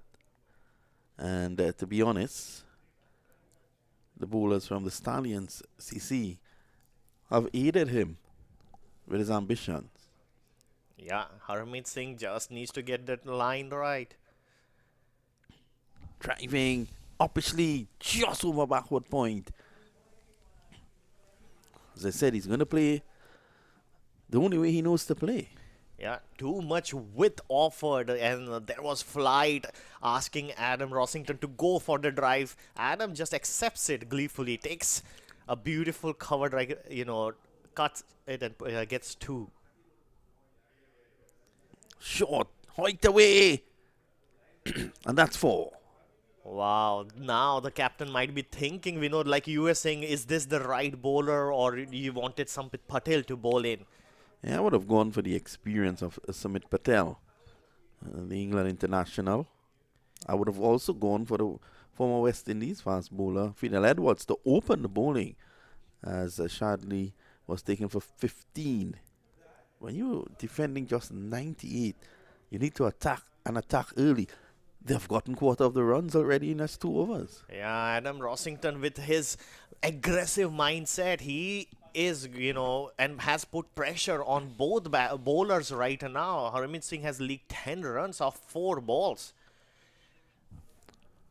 And beautifully driven off the back foot over there. The ball is racing over here. That was just all timing.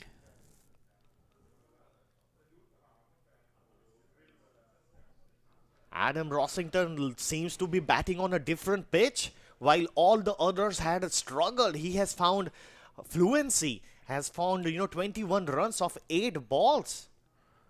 And you can see young Kirsten Kalicharan from Trinidad and Tobago just having a knock. Yesterday he played in the Dream 11 T10 tournament in Trinidad and actually ended up on the winning team. But in fact, I think his team lost in the finals. But the Soca Kings, it was his team and he was in the finals. Fidel Edwards is going to take up the attack with 27 on the board after just 2 overs chasing 98. What can he do right now? Shanian Gabriel, he found the full ball working for him. Probably go for that swinging Yorker. What does he has in his armory? A short ball or a block hole? What can he do? Swing. He's going to pitch it right up in the block hole. I'm surprised that they haven't given him a slip because they need to attack. So the captain has found himself in a difficult position where he has to defend and attack at the same time. And that's not a situation that you want to be in. So it's going to be Edwards, who normally swings the ball away from the right-handers. And he looks to go right up in the block hole, so to speak. Yeah, the last thing we want is an edge and no slip over there when you need wickets. Worked away nicely. Chan just jumping into line. So the thought process over here is they have a square leg and a sweeper cover over there. Probably trying to bowl a little fuller, but they don't have a slip. Fidel Edwards, a man from Boscobel in Barbados. Very interesting story with him. He's the brother of Pedro Collins, the former West Indies left-arm seamer. And he came along with Pedro in the nets. Whilst Pedro was playing for the West Indies had a net session against, going into a test match against Sri Lanka in the Caribbean. And he bowled to Brian Lara in the nets. And he was on the team for the next test match. Would you believe? Wow. Bowling to that legend, Brian Lara. Fidel Edwards, very talented bowler. Bowls, has the pace, is able to swing the ball, has the Yorker. Just like you said, Vinod, could have bowled that first over and would have been a little bit different. Right now, already 29 on the board. 29 without loss. This is the third over in progress. So Edwards, just the 2 runs so far, bowling well within his means. Unmukt Chand has been just taking a little bit of time, and rightly so. Just needs, there is no rush right now. We have seen one wicket, when one wicket falls, there is another and another, that leads to a collapse. So it's just trying to get the rhythm of the game, take single, double, and let Adam Rossington have the strike because he is batting there beautifully. Well, Fidel Edwards had a wonderful series last US Open. He was representing the US All-Stars that reached the finals.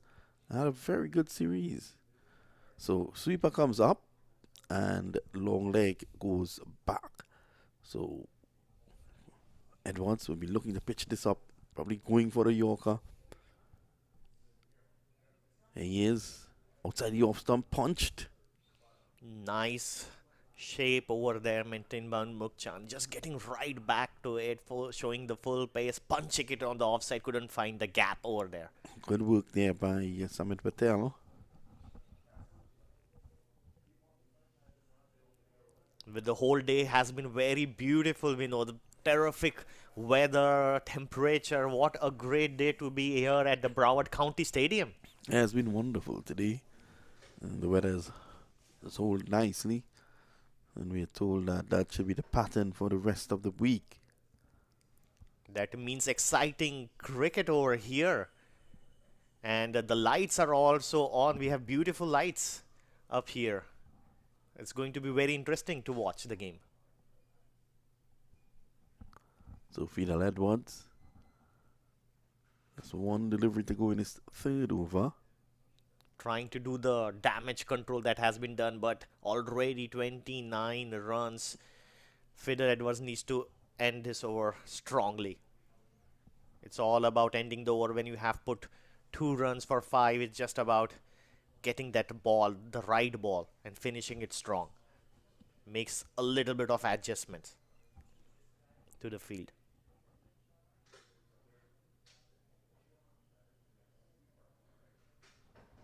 Chan clips this nicely, just 4 off square.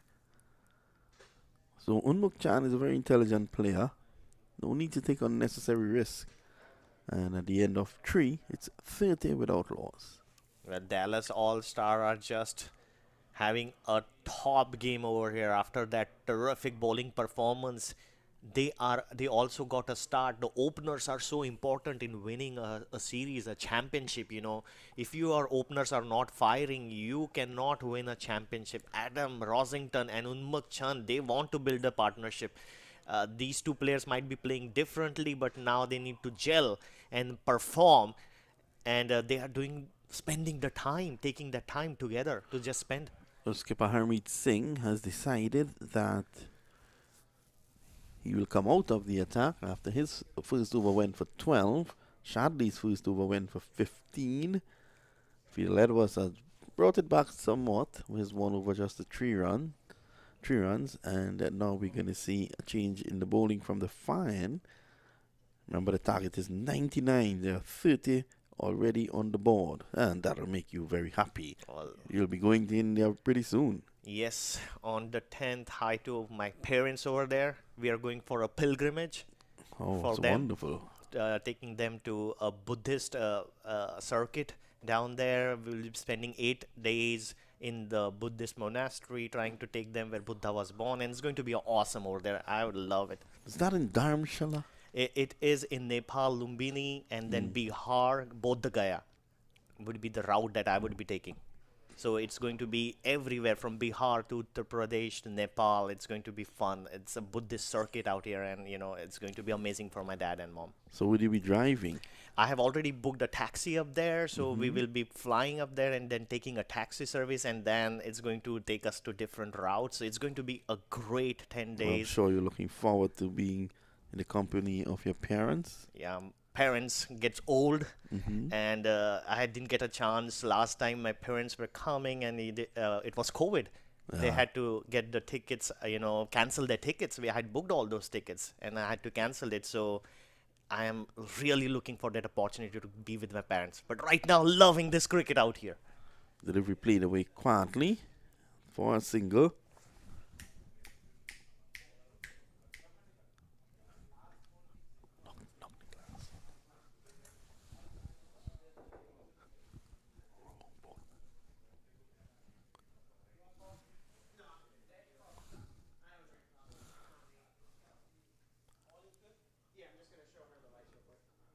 Chan gets a delivery that just comes across, plays it quietly. So it's 32 without loss. That's what you need as an opening partnership. If you have a partner who is accelerating, you need to give him a start. Let him play the balls, and you just need to gel together. Adam Rosington and Unmukh Chand, trying to do that, rotating the strike, trying to build that 50-run, maybe probably get that 50-run partnership that we want.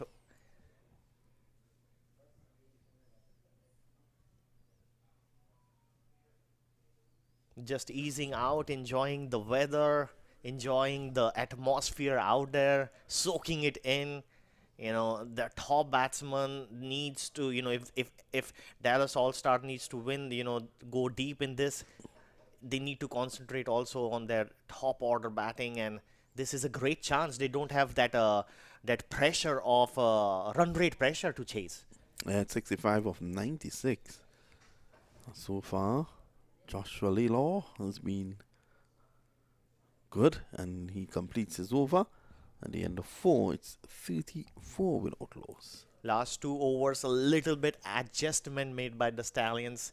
The length, the line, both Fiddle Edwards and Joshua Ladder was able to control the leakage that had happened in the first 2 overs. And now a little bit of discussion going on with the captain and Fiddle Edwards.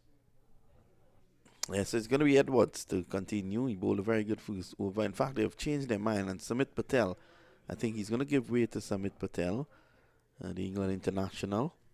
Recently, he played here in the Atlanta Open. Also played as a replacement player in the TKR setup for the CPL. One of the international players who has found himself in the US Open. Samit Patel, you need to use your firepower, your armory. Fiddle Edwards, Samit Patel, all those experienced bowlers, they need to be used up, especially when you don't have that many runs on the board.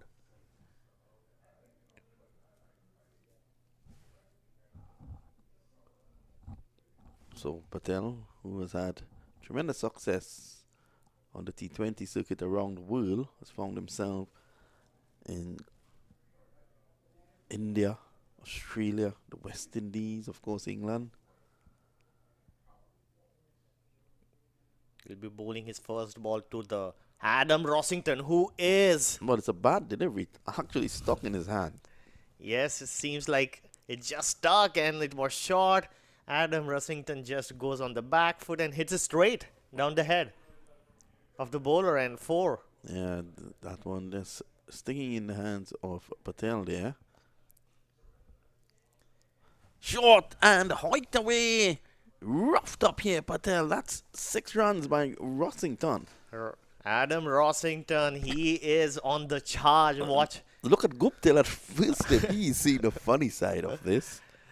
Don't think that Sumit Patel would like it. Short. Bang! Yeah. Bad delivery though by Sumit Patel. It's been too short. Too short over there. Sumit Patel needs to. And that's Again! Yeah, it's gone 6 more. Same play, same ball. What's happening over here? Adam Rossington, Christmas has come early for Adam Rossington. Well, welcome to the US Open, Sumit Patel. 3 balls he has bowled and he cannot find the length to bowl. The line is okay, but just not good enough. Too short. Too short. Let's see how Patel responds. This time he's backing away, hitting it over mid-off, and it's going to go for 4. Well. Sumit Patel has gone for 20. The 50 is up, by the way. 20 of 4 deliveries. What was the Dallas All-Star spinners doing different than the Stallions? Because, they were able to put so much pressure on it. And Well, it's all about the approach taken by Rossington, but also the length of the deliveries. Again, he's short. This time crashing it through the offside. They take 1. Lovely stop. And that makes it 21 in the over so far. Sumit Patel would be thanking the fielder right now. What a beautiful dive he put on to save 3 for his teammate and get him off strike. Adam Rossington is off strike. Sumit Patel might be breathing a little bit better. I think he'll be thanking the umpire when he signals over. He's back and gets 1 here, Chan. And everyone wants to see Rossington. 45 of 16. And Chan is 9 of 14. And the end of over number 5, it's 56 without loss. So the pressure, again, relieved. Yeah, Adam Rossington has come to the party and he is lit up this game right now. He is in a hurry to finish this game pretty quickly. Now only 43 needed of 90 balls. Come on, Patel. We were calling for your introduction into the attack and you only went for 22 in 1. Yeah, we had been all that build-up. Yeah. For Sumit Patel. Well, Lelo is going to continue from the far end.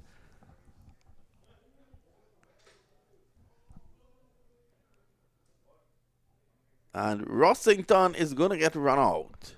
Oh, what happened over here? Rossington is run out, and I thought that given the fact that he's on 45 of 16, and with him making the going, Unmuk Chan, let's look at it. Outside the off stump, Chan took a few steps. And I think this is selfish cricket by Unmuk Chan. He took a few steps down Rossington, because it was his call. The ball was behind Rossington. It was his call. So he took a few steps down, and I don't think Rossington will be having dinner with him tonight. Yeah, Unmuk Chan better finish this inning, and take his side to the victory. But it happens. That's what happens. You have new batsman, coming together, batting together, and it's difficult. Unmuk Chan took a few steps, but then realized that, it was too quick. He said no, but at that point, Adam Rossington had already done half the... I think more than half. He was 3/4 of the way down. And if he was the man who is scoring the runs at this point in time, he should have continued running. Absolutely over there. I mean, Unmuk Chand over there just getting mixed up in that run out. He needs to forget that. It's history. I mean, that was a great inning by Adam Rossington. Well, and now, Unmuk Chand, who is no mug with a bat, he's a terrific batsman itself, now needs to just come to the party himself as well. Take on the scoring. Meanwhile, Aaron Jones joins him. Josh Lalor has done a great job. He's putting, the balls, the right length, the good length, hitting the pitch hard, letting the pitch do the things for him. That is the length that has been working. And he would be thinking to do a double strike over here for Stallions. We have seen that wickets do fall if you you keep on taking a wicket here, a wicket there, and suddenly it becomes interesting. But Adam Rossington had done terrific job for his team. The run rate, he has pushed it up 56 for 1. And I have Zahir Khan with me. Zahir, what did you think about Adam Rossington? Was he batting on a different pitch? Oh, welcome viewers. As you see, the run rate is 10 plus. So it seems like scoring all of a sudden has become too easy on this pitch. What a turnaround from the first inning we have seen. So 56 runs on board for All-Stars. Seems like the captain has been watching, playing the ball nicely. He's on 9 of 16 deliveries. But the guy that just got out, he had a phenomenal knock.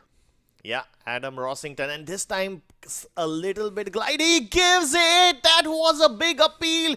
The umpire kept on thinking. Unmukt Chand is just asking him, what he thought. And the finger is raised up. A double strike over here. Do we think that the Stallions can come back from 56 to 56 for 0 to 56 to 2? What do you think, Zahir? What do you think about this? Yeah, it's a tricky situation. Let's see what the bowler has to offer. But apparently his line and length has got a lot better all of a sudden. Yeah, just going back a little bit, it's almost like, the only question was whether it was pitching outside the leg stump. And that we need that shadow.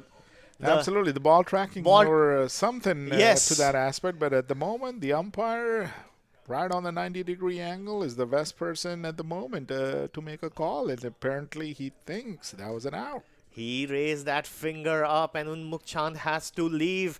He will soon be met with Adam Rossington, who he was mixed up with a run out. Vinod was saying they won't share their dinner together, or they won't be eating together. But right now, Aaron Jones and Josh Cobb is there. On the crease, they have some business to do over here. Yes. Could it be 3 out of 3, Amresh? That's what Josh Ladder would be thinking. Probably putting that same ball up there. Remember Shannon Gabriel using that? Why not Josh? Oh, no. He just goes for the good length. Probably trying to mix it up a little bit. But if Josh would have, just gone for that one more, go for that wicket. Right, this seemed towards the leg side too. It was a bit fuller, but I guess the line in length of it was pretty much going towards the leg side. So Josh Cobb is the new batsman in. All-Stars at the moment are at 57 for 2. They have to thank Adam Rossington for that knock that he had, and now it's just 3 runs per over. They just need to set up, take single doubles, go for a boundary if there is on the offering. That's not going to help the wide, not going to help Stallions, is it? Absolutely, it's a wide ball. Another 1 run added to the total. So at the moment, All-Stars are cruising. Yeah. If they go at this speed, seems like the match will be completed in the next couple of overs. And was it Adam Rossington, or was it not good bowling from the Stallions? You saw Samit Patel, he was short. And, his first 4 or 5 balls, he was not up there to the mark and was punished nicely by Adam Rossington. But not that great start for bowling as well for the Stallions. Sure it was. It was a mixture of both. He took advantage of the bad balls and, showed them the road to the boundary. Joshua Lalor, meanwhile, has been doing good, hitting those lengths and making that adjustment, and has, had a decent spell over here. He got 2, there was a wicket and there was a run out. So trying to create something out of nothing, but 60 with only 39. Dallas, it's a game which Dallas All-Star is going to lose against what Stallion CC is going to win. Unless some magic happens and they get the next 8 out, which time will tell if these folks have something in the pipeline. Yeah, what about Edwards? He is the experienced bowler and bowled a good first over. Probably, what do you think? Getting him giving the ball, um, the captain decides otherwise, getting himself on left arm spin bowling, probably, trying to get better than his first over, improve his performance. So here we will see more spin bowling. Seems like Harmeet Singh is warming up. Meanwhile, another beautiful day over here. Look at those flags. The wind is nice. It's just a perfect day to play cricket.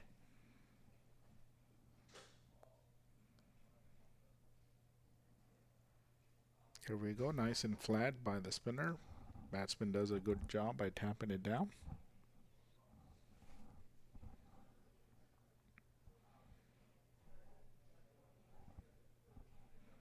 This time goes for the sweep up there. Completes the one. They're going for the second. In comes the throw. There is an appeal. Did he put his bat down? The umpire says yes. It's all safe out there. I guess there are some clouds, and I do see the lights being turned out on the stadium. Yeah. The wind is very, very nice. There's a nice breeze going across the ground. It's just perfect for playing cricket. Josh Cobb, they just have, few runs to make. Gives himself a room. Drives it over the cover. Single taken. This is just kind of a score where you go and get, feel good after getting 15, 20, not out. You feel good about yourself that, Yes. it's just, and there is no run pressure. It's a great time for Aaron Jones and just go there, But probably the one thing that could come into the picture is the run rate. I was about to say that, Amresh. The quicker they chase, the better run rate they could. And, if they end up tying with somebody, run rate could be a biggest factor down the line. Yeah. And with 36, with 8 wickets in hand, probably they might be thinking, to go after this over or something. Whoa, Oh! what a delivery that was. Aaron Jones went full stretch, somehow missed the outer edge and knocked off the bail. And Harmeet Singh, he took the ball. Fidel Edwards was going there to bowl, and they had a discussion, and he picked the ball, and rightly so. Look at that, goes just wide of the stumps. Uses the pitch, puts it on the middle stump, and the ball just grips a little bit. That was a magical ball, bowled by Harmeet Singh, and gets the wicket off Aaron Jones over there. Yep, Aaron was totally deceived by that. It had a little air in it. It had a little turn in it. So that was a magical delivery. That couple, how badly would be thinking that those couple of overs that they were costly overs that they gave runs, if those was not the case, this, could be another fight, not say close, but it would be a fight. Absolutely. Could this be a comeback from Stallions, folks? And Perry is in there. Probably they need a left-hander out there, to bat, to just mix it up between the righty and the lefty, with Harmeet Singh turning the ball, the ball coming, just beating the right-hander. Perry comes in, and he's a left-hander, so that will be a good thing for Dallas All-Stars. As we have talked about, once a wicket falls, it sometimes looks like a cycle stand where you push one cycle and all the cycles, go out. There is a big appeal over there. Whoa. Seems like the ball was drifting down leg. Good call by the umpire. Let's take a look at it. Harmeet Singh thought that he had another one. He still cannot believe it. But this is turning now to be an interesting game. Those 36, look at that ball. Oh, yeah, it is going down the leg side. A great decision by the umpire. Every time the bowlers always feel that they have the wicket, right? Absolutely. That's So now Samit Patel, who did not had a first good over, is back. And remember, Adam is not there to face him. So he can get, to set up a rhythm, and rightly so. If they have to win, they have to win by taking wickets. So Martin Guptill comes in the slip. Just a little bit short, goes on the back foot. That's what something Samit Patel has not been able to find, that rhythm, that length that he needs to bowl, that pace he needs to bowl. Uh, he's just such a good bowler to adapt, and probably first over was not that good, but he needs to adapt. There is not enough runs over here, Zahir. Well said, Amrish. As you see, in an over, he has given about 22 runs, and he has to hold on to his line. Oh, this was much better. Yeah, Oh, that was a great stop. that Back to the keeper, and doesn't seem like they went for it. yeah, that is the length that he needs to bowl, and then vary his pace from there. Sometimes slow, sometimes a little faster. Oh, this times again gives a little bit more time, a little bit shorter. Just drives it and gets a single off the back foot. He has that slip going. What he wants is he should give a ball air a little bit, pitch it up, and ask Josh to go in the covers for that drive. Right, Amrish. As we have Oh, seen, this thing, the ball has been turning consistently on this pitch. So hopefully he sees it, he utilizes that.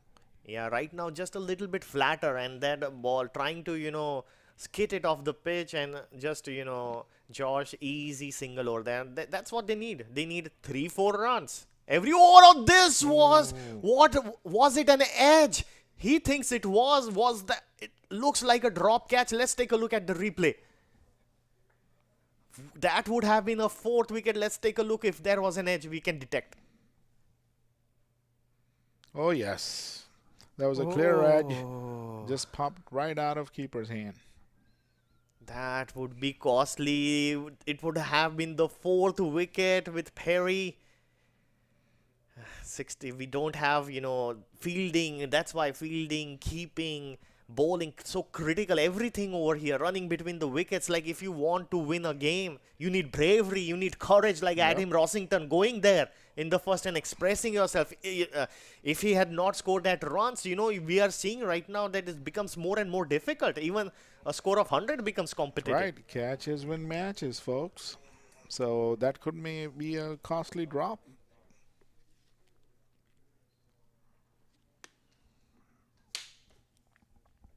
It is just that time period where the lights are taking an effect and the natural light is deteriorating. It's not that great. Sometimes, you just, that time period where it's just taking that effect. Sometimes the visibility is a little bit, some people do not like it, but it looks pretty good out there. Sure. Harmeet is back into the attack. Bowled in his third over. Harmeet is sticking to that angle, going, a little bit wide on the stumps, and then just trying to spin that ball from the middle towards the off. Well, that was a lovely ball that he bowled to Aaron Jones that got him knocked. Yeah, beautiful. And right now, it's Perry who is a left-hander. He'll find the ball coming in a little bit easy. Harmeet Singh probably wanted that straighter one working for him. Perry does a good job, just, drives it down the ground. There is no need to take any risk out there right now. Just take the single doubles, go to that, below 20, and then finish it off. But we were talking about the run rate, and, with 3 wickets down, it's not looking like Dallas All-Stars are going to go for it, right? Yeah, I don't see any trouble here because they have about 70 balls left, and scoring is they're rotating. There's no reason for taking any chances here, so they're on the right track. It's just about what we were talking about, the run rate. If Dallas All-Star, at least one batsman, try to go and take that risk and get it quickly, it could help them in the tournament. Another 20-30 runs from Stallions seems like would have made this game more interesting. Absolutely. I mean, and they didn't bat their full quota of overs, telling how beautifully the Dallas All Stars bowlers adapted and bowled to them. Harmeet Singh, they're not giving any pace to the batsman. It's just floating the ball over Oh, there. yeah. And normally we see the Asian country batsmen, they use their feet. They go down the track, and you will see, as soon as it's in the flight, they will try to hit it. There is a big appeal. Oh, goodness me. I think this was a little bit more closer than the last one. Yes, yes, it was, but the ball still seems like it was drifting down leg. Look at, yeah, the angle was way from this. Look at But that. what do you think over there? Still, it was straightening. Was it straightening enough? I think it did had a slight turn inwards, and I have a feeling it would have missed leg just by the replay. Yeah, so the umpire making that call. Harmeet Singh quickly after his first over, the next 2 overs, he has bowled brilliantly. And this game is again, you are finding, run scoring getting difficult once the spinners find the right line and length. Well said, Amrish. Viewers online, welcome to MAQ TV. Hopefully you're enjoying the live telecast. At the moment, All Stars is at 68 for 3. The transmission of the US Open brought to you live on MAQ TV. This has been a great competition that we have in United States for the 14th time, Zahir. Oh yes, it's a premier tournament that takes place, and the quality of players that are coming in, have increased, got better over time, and hopefully viewers out there are enjoying their time on live on TV. Yeah, it's great for US cricket, with the growing, desire to play, the cricket all over United States. This is a great initiative.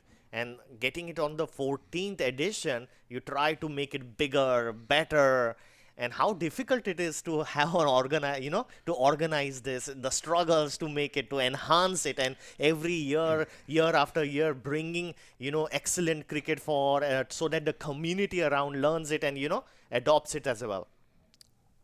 Absolutely, yep. It's not easy out there. I'm pretty sure on both sides. Managing the tournament, on being on the executive side of it, and then also being the owner of a team and managing what they have and the potential they can get out there. Great tournament we have over here for the viewers. And right now, Samit Patel seems to find that length that he was wanting.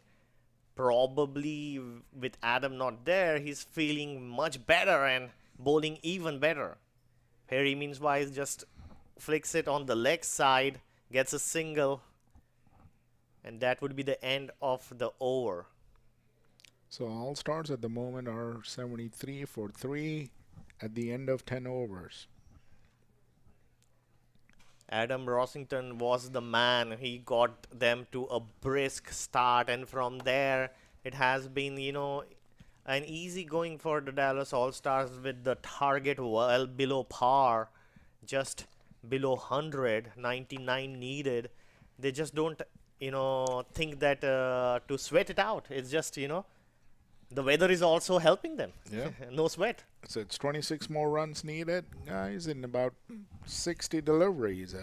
That should be an easy peasy chase for All Stars. But let's see if there is somebody out there on the Stallion side that can dent that effort. And like Amitabh Bachchan says, cricket is a funny game. It could be like if we get 3 wickets, it could be changing at any moment. Yeah, a hat trick might do that job. Yeah. So Stallions are sticking to pace. Seems like Joshua is ready for his stride. Joshua had a good spell, 2 overs for a wicket with 8 runs, and he will be hoping that he picks another one over here.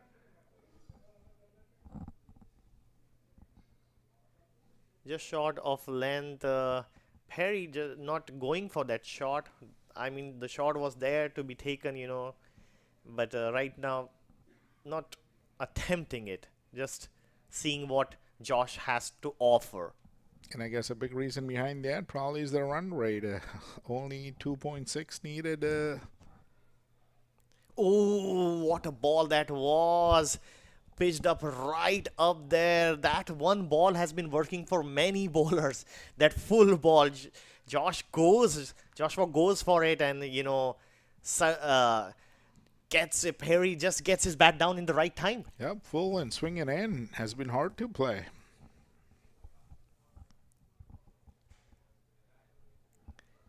Getting the left hand, right hand combination, making sure that the field is set right. They have a long on and a long off. The third man has been brought up. Just trying to get all the angles covered is the captain. Joshua's doing some changes out on the field. Probably at some point he might have to think about getting another fielder up to stop the single if he can. It's tough though with 75. What do you do? Do you bring your field up and try to attack at this point? If you don't, then you just singles, doubles are there for the taking. Even the leg byes can turn into singles. So at some point the captain will have to think to bring his field up. Yeah, but it's a difficult scenario to decipher. Is the field staying in or the field staying out? Are there any chances that are going up in the air? Yeah, the thing is they have not attempted any shot. The Dallas All-Star, they are just looking, they are not going to take any chances. So how is Stallions going to create a risk up there? They just need to probably, have 3 fielders outside and just get all the fielders inside. This was the first time that Josh attempted it and missed it. And that's what happens. It opens a door when you go for that shot. When you try to attempt a shot, it has been difficult even when you try to force it. Yep, constant pressure in 2-3 overs would build up. That will have the batsmen to lose their patience. And they probably would go for swings. Oh, this time beautifully driven straight. It's running down. And what a terrific hit. Like showing the batters the full face of the blade over here for the photographers to take. Terrific hit. Look at that. Yeah, that was played elegantly down the ground. Terrific timing on it. Everything right about that shot. That would make him feel much, much better. And of a boundary coming after a long period of time as well. But right now the Dallas All-Stars cruising. They are on cruise control. 80 for 3. 11 over up. 19 more to go. Probably now they could decide to go for it and get that in 2 or 3 overs. Probably 2. Yep, that boundary would have felt good for Josh. And hopefully, now that he's able to see the ball, has played about 17 deliveries.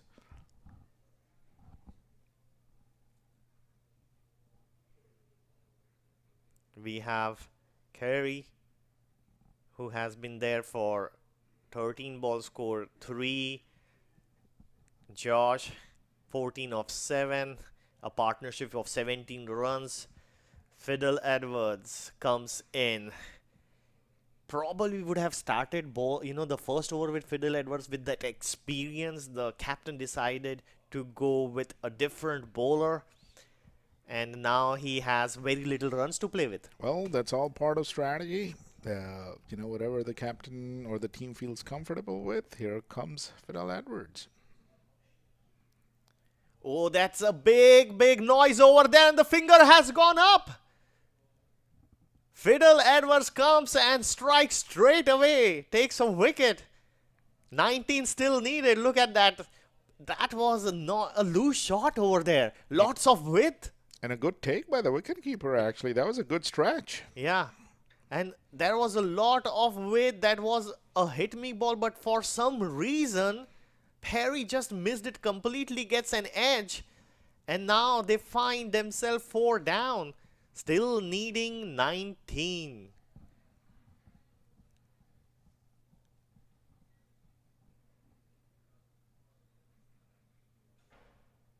seems like the shot selection, has not been that great.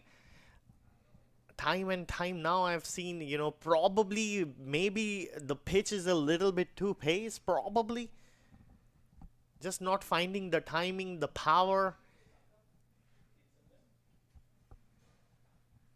19 needed of 53. Can Stallions come back from here on? It would be very exciting to watch. Yeah, this seems like a straightforward chase. 19 runs needed in a matter of 9 overs or so. Hopefully, all stars are able to chase that. I guess time will tell. Shamar Springer is on the crease, taking his guard. Shamar Springer is the new batsman, and Fiddle Edwards has the ball. Probably he would also like to go that full ball which has been working. When initially a lot of new batsmen, when they have come in, seem to be not up to the task when the ball is like pitched up there. Let's see what Fiddle Edwards will do. Nice long run up he has.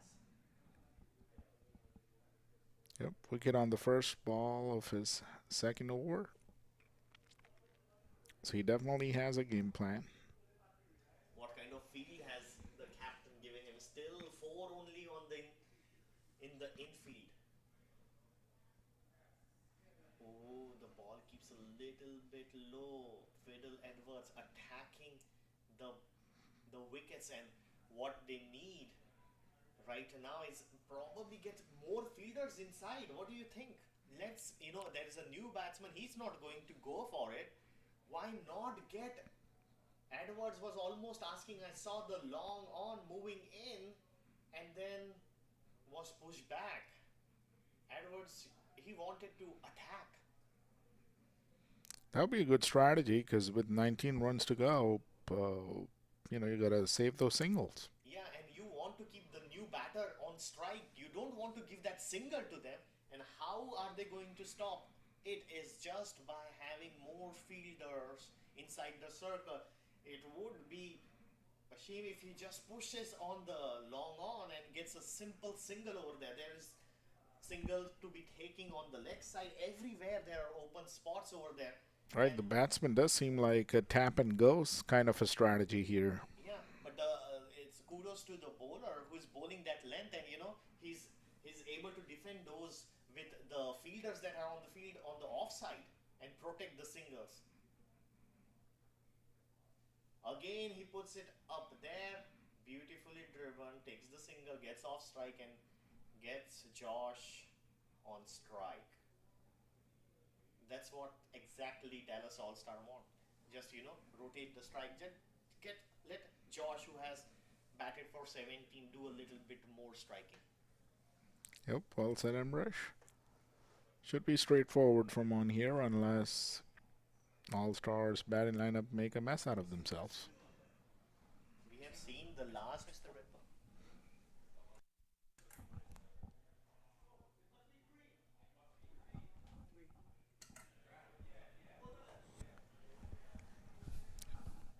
And right now, Josh,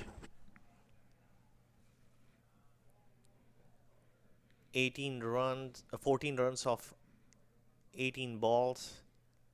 Fiddle Edwards has done a good job containing it, but just doesn't have the runs. Yeah, due to chasing a low total game, your line and length has to be spot on from the first over.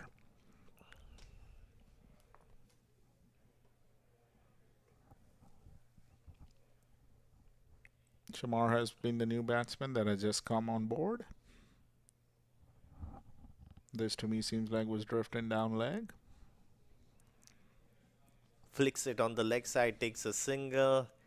Just no run rate pressure right now, so both these batsmen can take a little bit time, and it's good to spend some time in the middle because it's going to be useful. That experience will help them in the next game that they have to play. Just 17 needed. But what we have seen so far is in the last 20 runs or 20, 25 runs, we have seen 4 wickets fallen. So, do you, in the 17 runs, we could get another three. Yep, Stallions have done a good job restricting All-Star in the last 3-4 overs and not even restricting runs. They've been taking wickets too. Yep. So Harmeet Singh is back to bowl. Let's see if he has some magic to offer in his last over. He needs to set a little bit attacking field somewhere, probably a slip to take a wicket, especially when Springer comes into the strike. He goes for that leg side and just a single for that good shot. Had good intentions though, Josh. Absolutely. There was a lot of power behind that, but apparently it ended up right in the fielder's hand. Shamar Springer, does the field change? The keeper is asking to get another fielder in. They get a slip out there, but the captain does not want to get the long off or the long on in.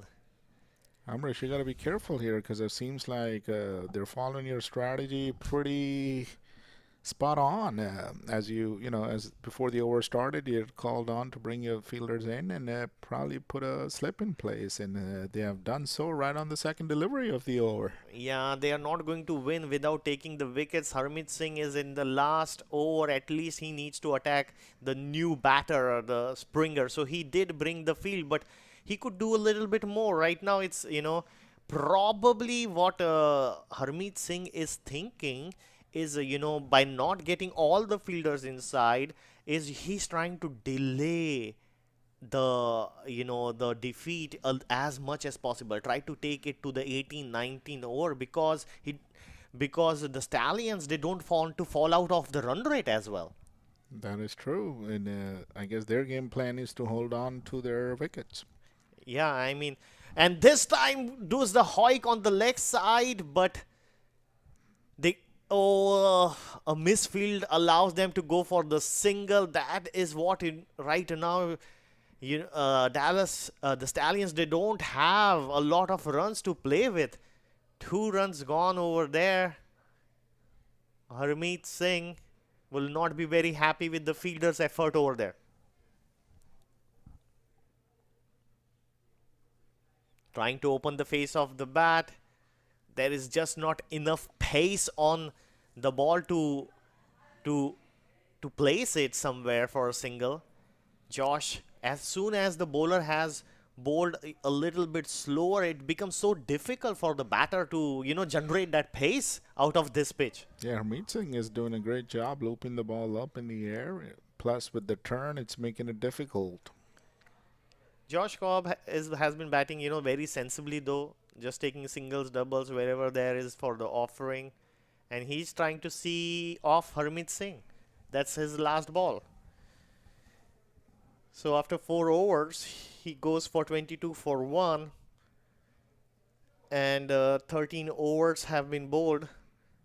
It has been that kind of a chase where it started so briskly. We thought that it's going to end in 10 overs. Zahir, but then kudos to Stallions. They put a little bit of, a break on this scoring and have pushed them so far till 13 overs. Yeah, all of a sudden, the runs are somehow hard to come by. And also the fall of wickets didn't help the cause either. So it's Fidel Edwards back into the attack. He has given 4 runs off his 2 overs.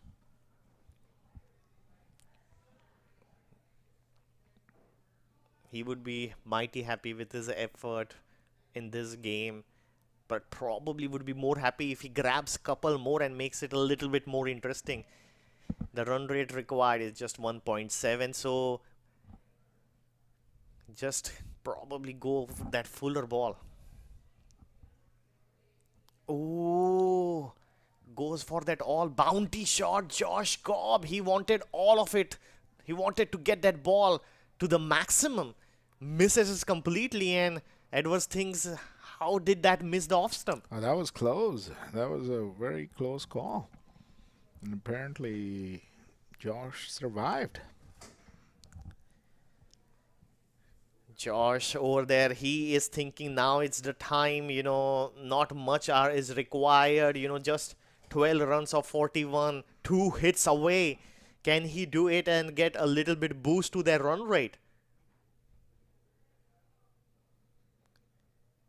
This time, just flicks it on the leg side, thinks about the second, but throws comes right on top of the wicket. Meanwhile, Edwards is a little bit down, probably niggle. No, he looks fine. Shamar finally gets a strike. Yeah, Shamar Springer right now. He needs to understand what Fiddle Edwards is, his game plan is. Fiddle Edwards is trying to go for that timber.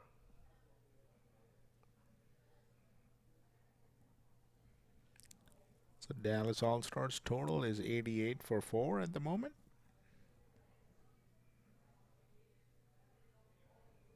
Flicks it on the leg side nicely. He's looking for the second. It's going to be tight. In comes the throw.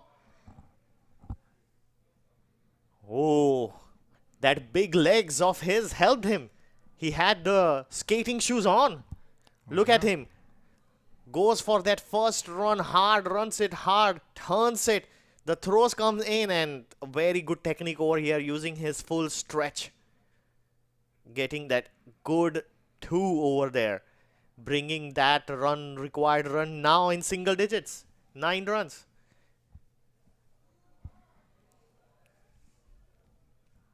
So here comes Fiddle Edwards. Oh, just drifting just a little bit. He's thinking just if that ball was a little bit on the offside, that would have been LBW. Look at that. Giving his all, Fiddle Edwards. That ball just Wow. seemed Pretty similar to the last ball. I mean, it seems like a bat and pan situation out here. Yeah, that ball seems to have a little bit of reverse swing going for him. Just swinging at the last moment.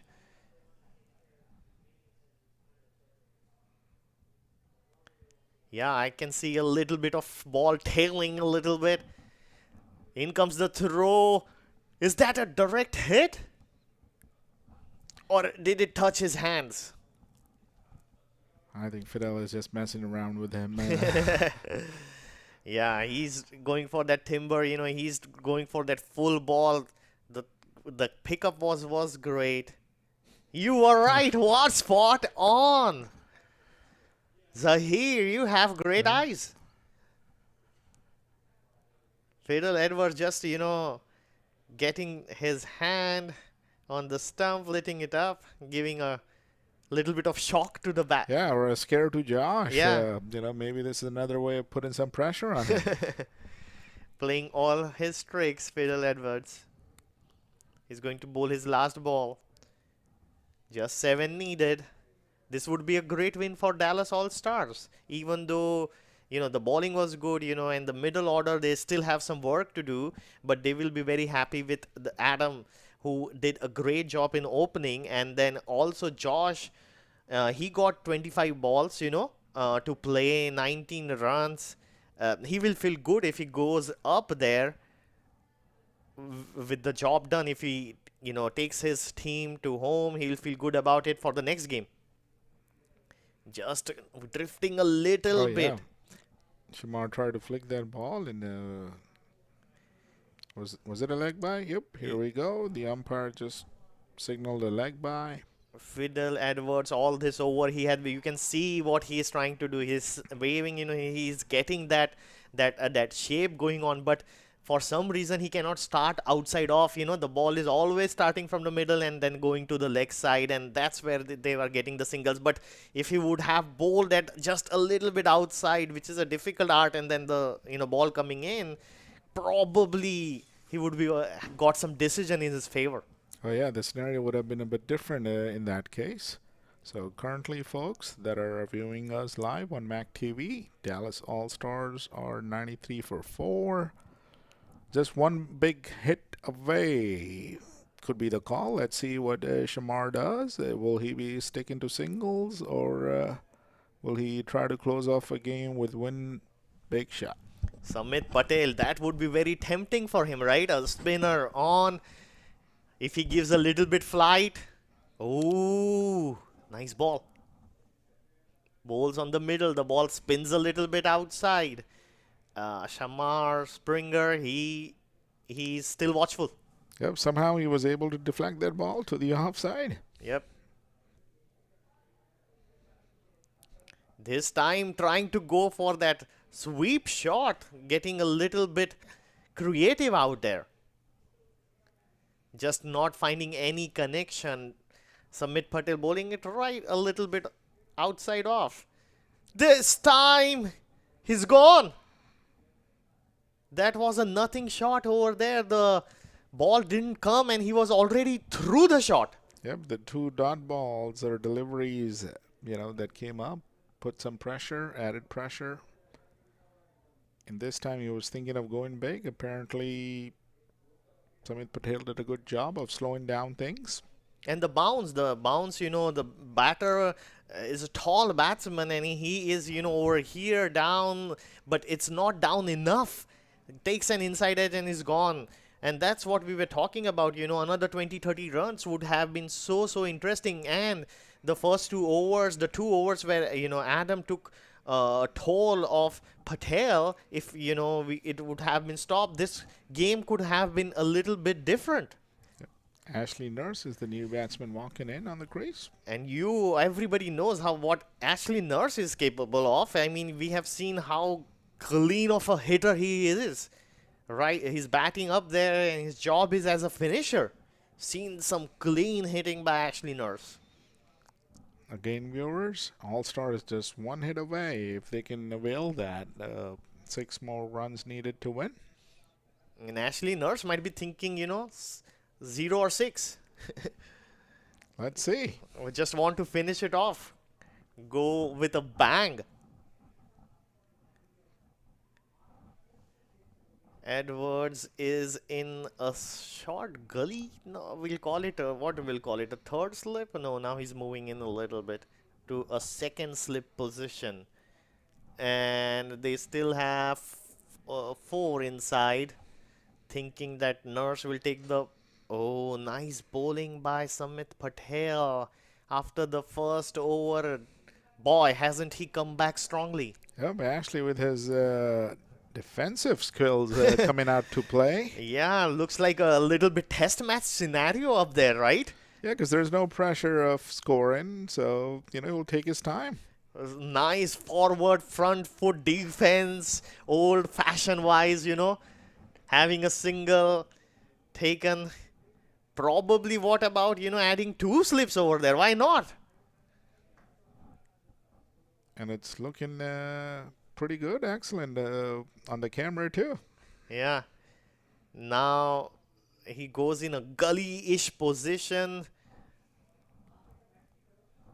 Fiddle Edwards calling the shot up there. Samit Patel, last ball. Can he do some magic? Oh, that was a hit me ball. It was short, asking me to hit. And sometimes when you are so much in the defensive, taking single doubles, when the ball is there for the offering, you're just not there. You just don't time it, or you try to hit it so hard and you miss it. Yep, seems like Josh had a 6-er and all over that delivery, and he went too hard for it. So that's the end of the over. Some of this done with his quota in today's game. So All-Stars currently staying for 94 for the loss of 5 in 15 overs. Zahir, how beautiful it is outside there. The evening, just a beautiful evening to be there playing. Breeze and calm out there.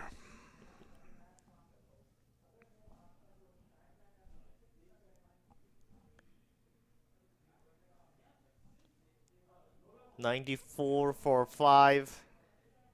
Samit Patel finishes his spell, 4 overs, 31 for 1.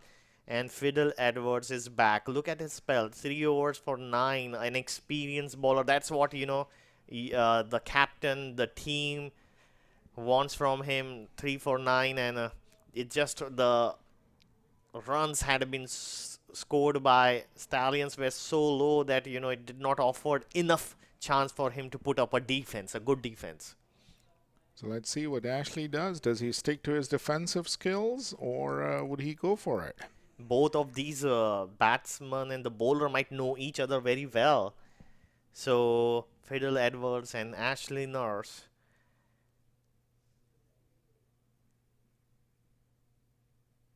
Here comes Fiddle Edwards into his stride.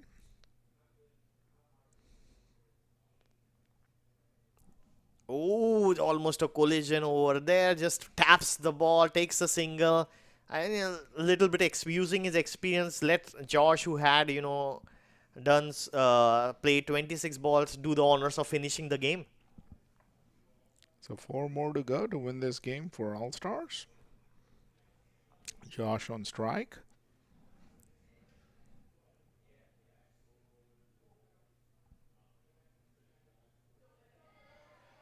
This game brought to you live at MAQ TV. The US Open Cricket 14th edition. We are at match number 2 right at the end of this, where Dallas All-Stars and Stallions had played together. Stallions had scored 98. Terrific bowling performance by the Dallas All-Stars, and in their batting they are 96 for 5. Ashley Nurse, he's batting at 2. Josh Cobb, he is 20. There was a very good showing by Adam, who scored more than 40 runs. Yep, so viewers, don't go anywhere because we have another third game today scheduled after this.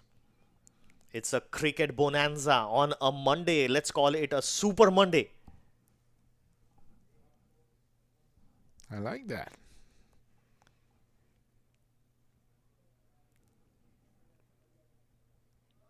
I guess fielders are pouring in. Probably 3 more runs to go.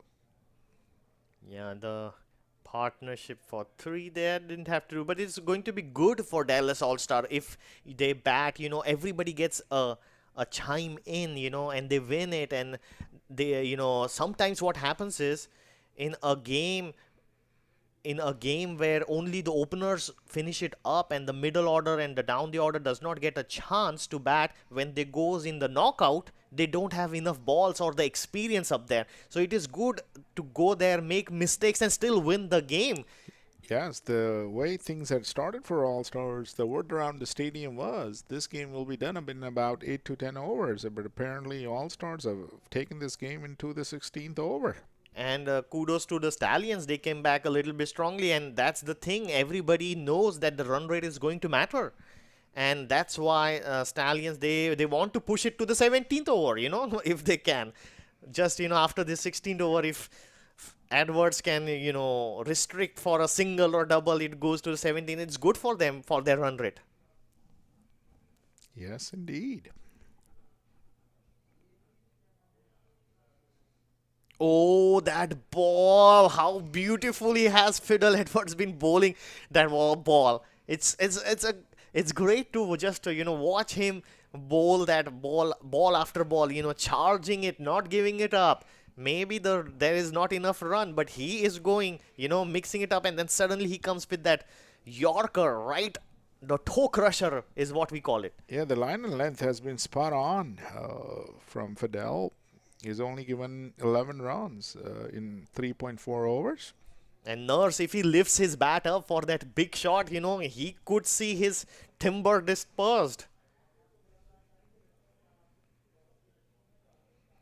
Oh, big appeal by the keeper, but Edwards it's going drifting down the leg side. Comes for a second. What a terrific spell of bowling. Let's appreciate Fiddle Edwards over here, putting his heart out here and, putting a performance. He will take a lot of confidence in the next game because of his bowling. That is true, Amrish. As said earlier, another 20-30 runs being added to the Stallions total would have done wonders, but apparently at the moment they're only chasing 99. I am seeing that, most of the bowlers after the 13 over is able to get that reverse swing going. A little bit of swing, and when they are pitching the ball up, they are getting good dividends. So Fidel Edwards roaring in. And guess what? Timber! Terrific bowling by Fidel Edwards. His last ball. He was bowling his last ball, and that ball, just the ball that he had been trying to bowl this whole spell. Try to start it just a little bit outside. Take a look at it. Coming steaming in. Getting the shape. Working for him. Bowls it outside off, comes in, and Ashley Nurse, he goes for that extravagant shot, lifts his bat, and suddenly the ball has hit the timber. It's all gone. Yep. Ashley going for the boundary, apparently loses his middle stump. 6 wickets down right now. They still have 2 runs. 1 run to make.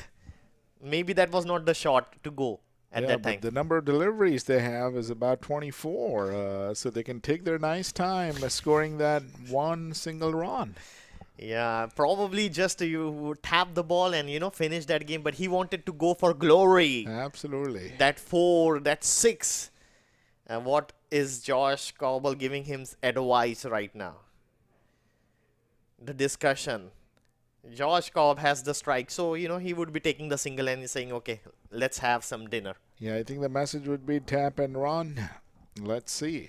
Finally, all the field comes in. What field do we have right here, guys? Everybody seems to be within 30 yards and closing in. So we have 5 on the offside, 4 on the leg. The captain is saying bowl straight, bowl on the wickets, and let's see if we can push it to another over. Shadley cannot find any timing. Josh cannot find that single. Still plenty of deliveries to go to score the single. Stallions are doing a good job to put the pressure on the batsman. Let's see if that'll be working in the next couple of deliveries or not.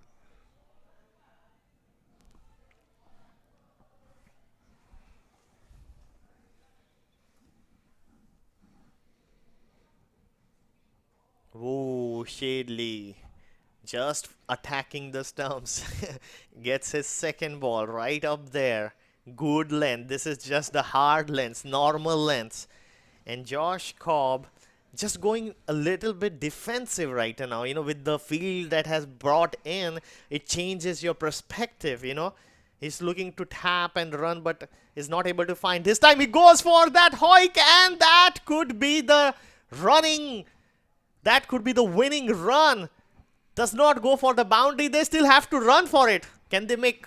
And sure, they're doing so. They walked and got their single, and All-Stars got this game down. Yeah. So in the 16.3, 16.4 overs, Zahir, finally Dallas reaches it. It was a different rate. It was like the tortoise and the, it was running ahead, They had a good thing, and then after a few wickets, it slowed down, and we finally in the 16th over, they were able. Who knew in the 17th over the game will be chased down? Because the way things were looking, the word around was 8 to 10 overs was the word, but apparently it did drag down all the way to 17 overs. Yeah, they will be really happy. And take a look at it. Adam Rossington, the man, got run out, but he was the one man who got the measure of this pitch. He scored 45 of 16. And Josh Cobb, what a good innings, of 21 to 30. Sometimes it was not about aggression, Zahir, but it's about being there for your team. Absolutely. Well said, Amresh. So it's the end of the game 2 today. And in the bowling, Fidel Edwards, the champion bowler he is, 4 overs, 2 wickets, 2.8, and then was supported by Josh Joshua, he bowled also good, and Harmeet Singh came strongly back. Samit Patel was expensive in his first over and then came back. So all handshakes over there. Very happy Dallas team, and we'll be back for the third game, hoping that would be an exciting game where we see more runs. We'll be back.